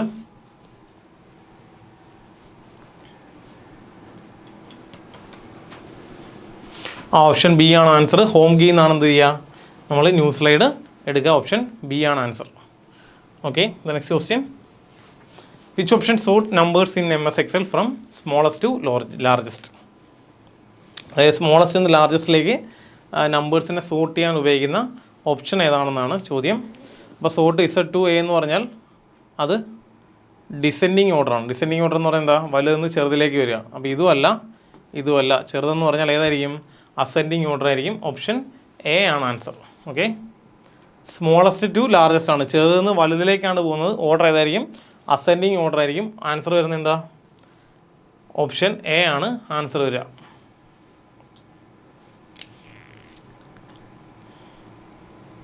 ഓക്കെ, അടുത്ത ക്വസ്റ്റിനിലേക്ക് പോവാം. What type of memory is used for temporary storage in a computer? കമ്പ്യൂട്ടറിനകത്തുള്ള ടെമ്പററി സ്റ്റോറേജ് ഏതാണെന്നാണ് ചോദ്യം. നമുക്കറിയാം കമ്പ്യൂട്ടറിനകത്ത് പ്രധാനമായിട്ട് വരുന്ന മെമ്മറീസ് പ്രൈമറി മെമ്മറി ഉണ്ടാവും, സെക്കൻഡറി മെമ്മറി ഉണ്ടാവും. പ്രൈമറി മെമ്മറിക്കകത്ത് റാം വരാം, റോം വരാം, ക്യാഷ് വരാം, ക്യാഷ് മെമ്മറി വരാം. സെക്കൻഡറി മെമ്മറിക്കകത്ത് വരുന്നതാണ് നമ്മുടെ എല്ലാ തരത്തിലുള്ള ഹാർഡ് ഡിസ്കുകൾ, അതുപോലെ SSD, പെൻ ഡ്രൈവുകൾ, USB ഡ്രൈവുകൾ,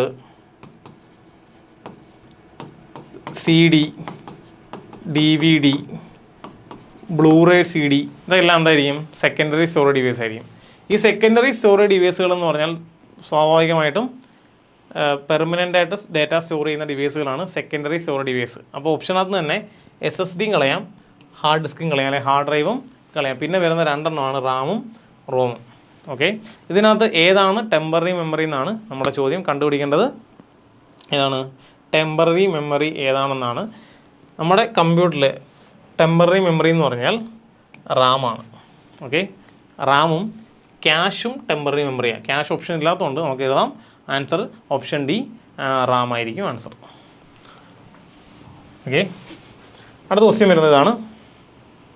which principles ensures optimal adjustment of cell dimensions for data present and usability?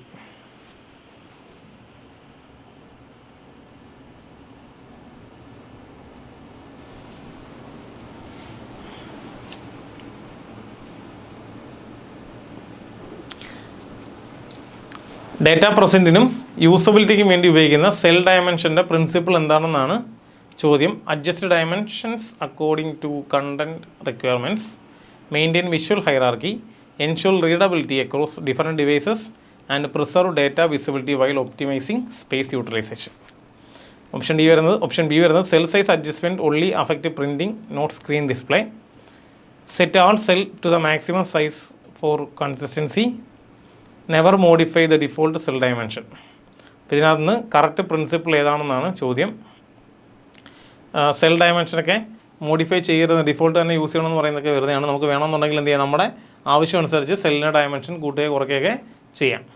Set all cells to the maximum size, അതിൻ്റെ ആവശ്യമില്ല. ചെറിയ ഡേറ്റ ആണെന്നുണ്ടെങ്കിൽ നമുക്ക് അതിനനുസരിച്ചുള്ള ഡേറ്റ, അതായത് ഇപ്പോൾ നെയിമൊക്കെ സ്റ്റോർ ചെയ്യുന്ന നെയിമാണ് സ്റ്റോർ ചെയ്യുന്നതെങ്കിൽ അതിന് കുറച്ച് ലെങ്ത് ഉണ്ടായിരിക്കണം. വലിയ പേരുകൾക്കെന്ന് പറഞ്ഞാൽ അതിൻ്റെ വലിപ്പം കൂടുതലായിരിക്കണം. ചിലപ്പോൾ ഏജൊക്കെയാണ് വരുന്നതെങ്കിൽ നമുക്ക് എന്ത് ചെയ്താൽ മതി, അതിൻ്റെ സെല്ലിന് ചെറിയ ഒരു സെല്ലിൻ്റെ വലിപ്പം മതി. ഈ ഒരു കളത്തിനകത്ത് നമുക്ക് എഴുതാൻ പറ്റുന്നതാണ് ഏജൊക്കെ വരിക. അപ്പോൾ അത് ഓപ്ഷൻ നമുക്ക് കട്ട് ചെയ്ത് കളയാൻ പറ്റുന്നതാണ്. പിന്നെ cell size adjustment only affect printing not screen display. Cell size adjustment പ്രിൻറ്റിങ്ങിന് മാത്രമാണ് ഉപയോഗിക്കുന്നതെന്നാണ് ചോദ്യം. അല്ല, നമുക്ക് വ്യൂ ചെയ്യാൻ വേണ്ടിയിട്ടും ഉപയോഗിക്കാം. അപ്പോൾ അവസാനത്തെ 3 ഓപ്ഷൻ തെറ്റാണ്. അപ്പോൾ ആൻസർ എന്തായിരിക്കും വരിക? ഓപ്ഷൻ എ ആണ് ആൻസർ വരിക. Adjust dimensions according to content requirements, maintain visual hierarchy maintain ചെയ്യുക. അതുപോലെ റീഡബിലിറ്റി, വായിക്കാൻ പറ്റുന്ന തരത്തിലുള്ളതായിരിക്കുക. അതിൻ്റെ വിസിബിലിറ്റി കറക്റ്റ് ആയിരിക്കുക. ഇങ്ങനെയുള്ള കാര്യങ്ങളൊക്കെ ചെയ്തിട്ട് വേണം എന്ത് ചെയ്യേണ്ടത്? സെല്ല് അഡ്ജസ്റ്റ് ചെയ്യേണ്ടത്. അപ്പോൾ സെൽ ഡയമെൻഷൻ ഇതിനെയൊക്കെ ഡിപ്പെൻഡ് ചെയ്തിരിക്കും. അപ്പോൾ ആൻസർ വരുന്നത് ഓപ്ഷൻ എ ആണ് ആൻസർ. അടുത്ത question, which of the following is an application of computer. കമ്പ്യൂട്ടറിൻ്റെ ആപ്ലിക്കേഷൻ ഏതെന്നാണ്. ഓപ്ഷൻ വായിച്ച് തന്നെ നമുക്ക് ചെയ്യാൻ പറ്റും. റെസ്റ്റിംഗ് ആയിരിക്കത്തില്ല. ഈറ്റിംഗ് അല്ല. സ്ലീപ്പിങ്ങും അല്ല. എന്തായിരിക്കും? ഓപ്ഷൻ ഡി ആൻസർ ആയിരിക്കാം. അപ്പോൾ ബാക്കിയൊന്നും അല്ലാത്തതുകൊണ്ട് ഓപ്ഷൻ ഡി ആയിരിക്കും ആൻസർ.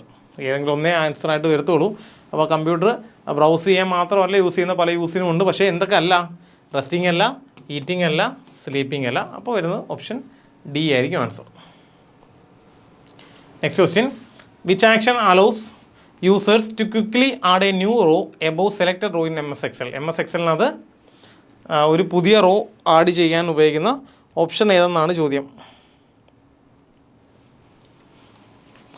ഇപ്പോൾ നെയിം ബോക്സ് ഉപയോഗിക്കാൻ പറ്റത്തില്ല, F1 യൂസ് ചെയ്തിട്ട് കാര്യമില്ല, ഓട്ടോ സം ബട്ടൺ ഉപയോഗിച്ചിട്ടും കാര്യമില്ല. എന്തായിരിക്കും വരിക? Right click the row number and select insert. ആ റോൻ്റെ അവിടെ കൊണ്ടുപോയി റൈറ്റ് ക്ലിക്ക് ചെയ്യുക, ഇൻസേർട്ട് റോ എന്ന് കൊടുത്തു കഴിഞ്ഞാൽ ഒരു പുതിയ റോ തൊട്ട് മുകളിൽ ഇൻസേർട്ട് ആവും. ഓക്കെ, ഓപ്ഷൻ എ ആണ് നമ്മുടെ ആൻസർ വരിക. Okay, the next question, which formula will calculate the average of the numbers in cell A1 through A5. A1 മുതൽ A5 വരെയുള്ള സെല്ലുകളുടെ ആവറേജ് കണ്ടുപിടിക്കാനുള്ള ഫോർമുല എന്താണെന്നാണ്, അല്ലെങ്കിൽ ഏത് ഫോർമുല ഉപയോഗിച്ചിട്ടാണ് ആവറേജ് കണ്ടുപിടിക്കുന്നതെന്നാണ് ചോദ്യം. കാണുമ്പോൾ തന്നെ അറിയാം, ടോട്ടൽ അല്ല, സം അല്ല, മീൻ അല്ല. ആൻസർ വരുന്നത് എന്തായിരിക്കും? Is equal to average A1 colon A5 എന്നാണ്. A1 കോളൻ A5 എന്ന് പറഞ്ഞാൽ A1 മുതൽ A5 വരെയുള്ള ആ സെല്ലുകളിലുള്ള ഡേറ്റാസിൻ്റെ ആവറേജ് കണ്ടുപിടിക്കുക. ഓക്കെ, ഓപ്ഷൻ സി ആണ് നമ്മുടെ ആൻസർ വരിക. അടുത്തത്, which keyboard shortcut checks spelling and grammar in MS Word. MS Wordനകത്ത് ഗ്രാമർ ചെക്ക് ചെയ്യാൻ ഉപയോഗിക്കുന്ന ഷോർട്ട് കീ ഏതാണെന്നാണ്, അല്ലെങ്കിൽ ഫങ്ഷണൽ കീ ഏതാണെന്നാണ് ചോദ്യം. F5 എന്ന് പറഞ്ഞാൽ റീഫ്രഷ് ചെയ്യാൻ വേണ്ടിയിട്ട് ഉപയോഗിക്കുന്നതാണ് F5. ഓക്കെ, F7 ആണ് നമ്മുടെ ആൻസർ വരിക. സ്പെൽ ചെക്ക് ചെയ്യാൻ വേണ്ടിയിട്ട് ഉപയോഗിക്കുന്നത് F7 ആയിരിക്കും. ഓക്കെ, ഇത് രണ്ടും കാണുമ്പോൾ ചെറിയ സംശയം ഉണ്ടാവാം. ഇതിനകത്ത് ഏതായിരിക്കും വരിക?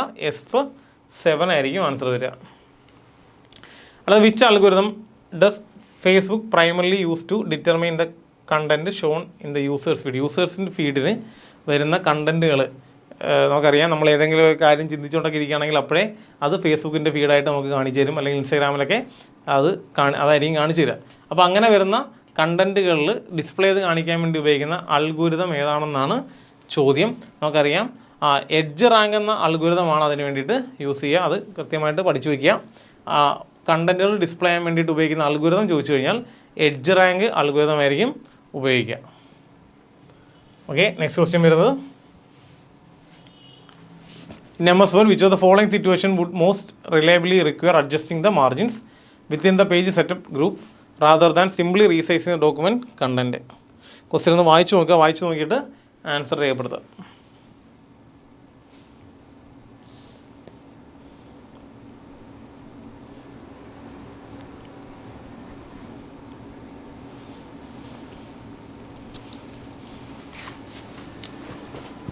Increasing the visible text area on the screen for improved readability during editing.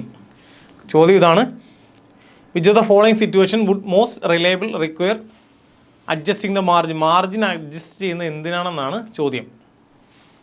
ഒരു MS Wordനകത്ത് മാർജിൻ എന്തിനാണ് അഡ്ജസ്റ്റ് ചെയ്യുന്നതാണ്. ഇപ്പോൾ increasing text visible text area on the screen for improved readability during editing. Edit ചെയ്യുന്ന സമയത്ത് റീഡബിലിറ്റി കൂട്ടാൻ വേണ്ടി, വായിക്കാനുള്ള സൗകര്യത്തിന് വേണ്ടിയിട്ടാണെന്നാണ് പറയുന്നത്. അതല്ല ആൻസർ. പിന്നെ വരുന്നത് എന്തായിരിക്കും? Ensuring a consistent visual border for text across multiple sections with different font size. പല ഫോണ്ട് സൈസിൽ ആയിട്ട് ഒരു വിഷ്വൽ ബോർഡർ കൊടുക്കുക എന്നുള്ളതാണ്. അതും അല്ല ആൻസർ വരിക. ആൻസർ വരുന്നത് എന്തായിരിക്കും? Optimising the document four double side printing with a specific binding allowance on the inside edge. അതായത് നമുക്കറിയാം, ഒരു ബുക്കൊക്കെ മേടിച്ച് വെച്ച് നമ്മളെന്തെങ്കിലും ടെക്സ്റ്റ് ബുക്കിൻ്റെയൊക്കെ സെൻറ്ററൊക്കെ എടുത്ത് നോക്കിക്കഴിഞ്ഞാൽ ഇങ്ങനെ നടുക്കിരിക്കുന്ന ഭാവമൊക്കെ കാണാൻ ഇച്ചിരി ബുദ്ധിമുട്ടായിരിക്കും. അത് ആ പ്രിൻറ്റിങ്ങിൻ്റെ കൂടെയോ അല്ലെങ്കിൽ ആ ഒരു പഞ്ചിങ്ങിൻ്റെ കൂടെയൊക്കെ ചേർന്നൊക്കെ വന്നിരിക്കാം.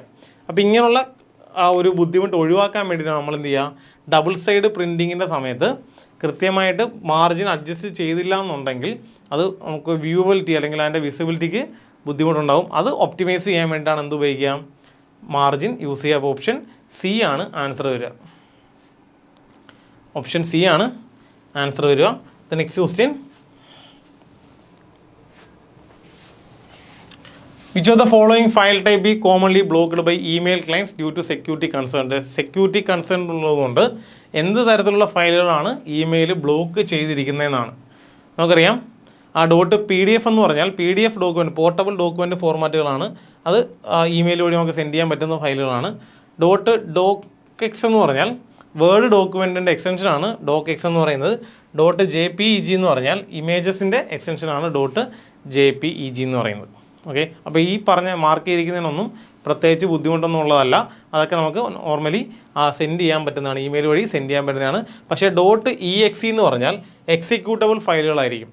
നമുക്കറിയാം ഏറ്റവും കൂടുതൽ അല്ലെങ്കിൽ വൈറസുകളൊക്കെ കൂടുതൽ അഫക്റ്റ് ചെയ്യുന്നത് ഇമെയിൽ വഴിയായിരിക്കും, സെൻഡ് ചെയ്യുന്നത് ഇമെയിൽ വഴിയായിരിക്കും. ഈ വൈറസ് ഫയൽസിൻ്റെയൊക്കെ പൊതുവെയുള്ള എക്സ്റ്റൻഷൻ വരുന്നത് ഇതൊക്കെ എക്സിക്യൂട്ടബിൾ ഫയൽസ് ആയിട്ടായിരിക്കും വൈറസുകൾ നമ്മുടെ സിസ്റ്റത്തിലേക്ക് എൻ്റർ ചെയ്യുക. അത് .exe ഫയലുകളായിട്ടായിരിക്കും എൻ്റർ ചെയ്യുക. അപ്പോൾ അതുകൊണ്ട് ഇത്തരത്തിലുള്ള ഫയലുകളെ ആ ഇമെയിൽ സ്വാഭാവികമായും ബ്ലോക്ക് ചെയ്തിരിക്കും. അപ്പോൾ .exe ആണ് നമ്മുടെ ആൻസർ വരിക. Okay, next question, what is the use of the recycle bin in the Windows operating system? വിൻഡോസിനകത്ത് റീസൈക്കിൾ ബിൻ എന്തിനാണെന്നാണ്. ഇപ്പോൾ ടെമ്പററി ആയിട്ടുള്ള ഫയലുകൾ ഡിലീറ്റ് ചെയ്യുമ്പോൾ, ടെമ്പററി ആയിട്ട് ഫയലുകൾ ഡിലീറ്റ് ചെയ്ത് കഴിഞ്ഞാൽ ആ ഡിലീറ്റ് ചെയ്യുന്ന ഫയലുകൾ സ്റ്റോർ ചെയ്യുന്ന എവിടെ ആയിരിക്കും, നമ്മുടെ റീസൈക്കിൾ ബിന്നിനകത്തായിരിക്കും. അപ്പോൾ ആൻസർ യൂസ് എന്തായിരിക്കും, temporary deleted file can be recovered from the recycle bin. Permanently deleted file can be recovered from the recycle bin. The recycle bin encrypt file to prevent data theft. അതുപോലെ the recycle bin compresses file to save storage space. ഇപ്പോൾ കൃത്യമായിട്ട് പറഞ്ഞാൽ temporary ആയിട്ട് അല്ലെങ്കിൽ ഒരു file temporary ആയിട്ട് delete ചെയ്താൽ അത് വന്ന് കിടക്കുന്ന സ്ഥലം എവിടെ ആയിരിക്കും, നമ്മുടെ റീസൈക്കിൾ ബിന്നിനകത്തായിരിക്കും. ഇതുപോലൊരു ബിന്നുണ്ടാവും, ആ റീസൈക്കിൾ ബിന്നിനകത്തായിരിക്കും വന്ന് കിടക്കുക. അപ്പോൾ ഓപ്ഷൻ എ ആണ് നമ്മുടെ ആൻസർ വരുന്നത്. നെക്സ്റ്റ് ക്വസ്റ്റ്യൻ വരുന്നത്, what is the purpose of the turn Windows features on or off? Option Windows ലെവലിൽ turn Windows features on or off എന്തിനാണ് കൊടുത്തിരിക്കുന്നതാണ്. ടു ഇൻസ്റ്റാൾ ന്യൂ സോഫ്റ്റ്വെയർ അല്ല, to add or remove Windows, to update Windows update ചെയ്യാനാണോ? അതുമല്ല. പിന്നെ വരുന്നത് എന്തായിരിക്കും, ആഡോ റിമൂവ് വിൻഡോസ് കമ്പോണൻറ്റുകൾ ആഡ് ചെയ്യാനോ റിമൂവ് ചെയ്യാനോ ആയിരിക്കും ഇത് യൂസ് ചെയ്യുക. അപ്പോൾ ഓപ്ഷൻ സി ആണ് നമ്മുടെ ആൻസർ വരിക. ഓക്കെ, നെക്സ്റ്റ് ക്വസ്റ്റിനിലേക്ക് പോകാം. Which of the following statement are true about the recycle bin? തൊട്ട് മുമ്പ് പറഞ്ഞാണ് റീസൈക്കിൾ ബിന്നിൽ എന്താണ് വരുന്നതെന്നാണ്. ടെമ്പററി ആയിട്ടുള്ള ഫയൽ ഡിലീറ്റ് ചെയ്യുന്ന ഫയൽസുകൾ സ്റ്റോർ ചെയ്യുന്ന എവിടെ ആയിരിക്കും, ആ റീസൈക്കിൾ ബിന്നിനകത്തായിരിക്കും. ഓപ്ഷൻ നോക്കുക, it permanently delete files. Option B എന്ന് പറയുന്നത് ഇത് ടെമ്പറലി സ്റ്റോർസ് ഡിലീറ്റഡ് ഫയൽസ്. അതുപോലെ option C it can be emptied to free up disk space. It can be configure to bypass deletion confirmation.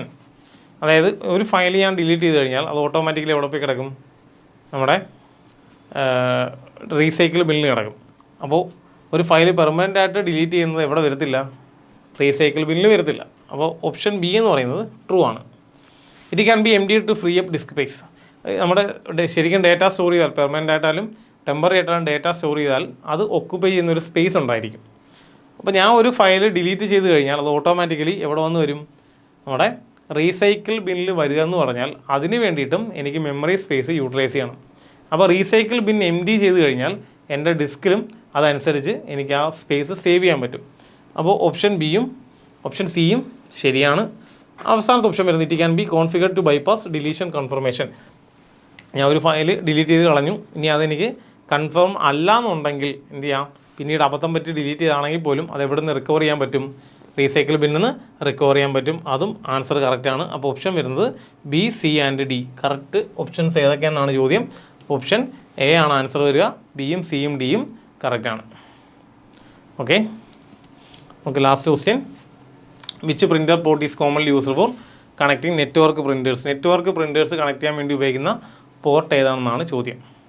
നമുക്കറിയാം USB port വഴി printer connect ചെയ്യാം, serial port വഴി printer connect ചെയ്യാം, അതുപോലെ ഈ port use ചെയ്യാറില്ല, ഈ TCP/IP പോർട്ട് വഴിയും പ്രിൻ്റർ നമുക്ക് കണക്ട് ചെയ്യാം. ഓക്കെ, ഇതിനകത്ത് തന്നെ ചോദ്യം ചോദിച്ചിരിക്കുന്നത് നെറ്റ്വർക്ക് പ്രിൻറ്റേഴ്സ് കണക്ട് ചെയ്യാൻ വേണ്ടി ഉപയോഗിക്കുന്ന പോർട്ട് ഏതാണെന്നാണ് ചോദ്യം. നെറ്റ്വർക്കിലാണെങ്കിൽ ഉപയോഗിക്കുന്ന പോർട്ട് TCP/IP പോർട്ടായിരിക്കും. ഓക്കെ, ഏകദേശം 40ഓളം ക്വസ്റ്റ്യൻസ് നമ്മളിന്ന് വർക്കൗട്ട് ചെയ്തു. ഇതെല്ലാം വളരെ യൂസ്ഫുൾ ആണെന്ന് കരുതുന്നു. അങ്ങനെയാണെങ്കിൽ നമുക്ക് വൈൻഡപ്പ് ചെയ്യാം. എന്തെങ്കിലും ഡൗട്ടോ കാര്യങ്ങളുണ്ടെങ്കിൽ ചോദിക്കുക. അടുത്ത ക്ലാസ്സിൽ കുറച്ചുകൂടെ ഇതിനെ ഇമ്പ്രൂവ് ചെയ്യുന്ന തരത്തിലേക്കുള്ള ക്വസ്റ്റ്യൻസ് കൊണ്ടുവരാം. ഓക്കെ, അപ്പോൾ എല്ലാവർക്കും ബൈ.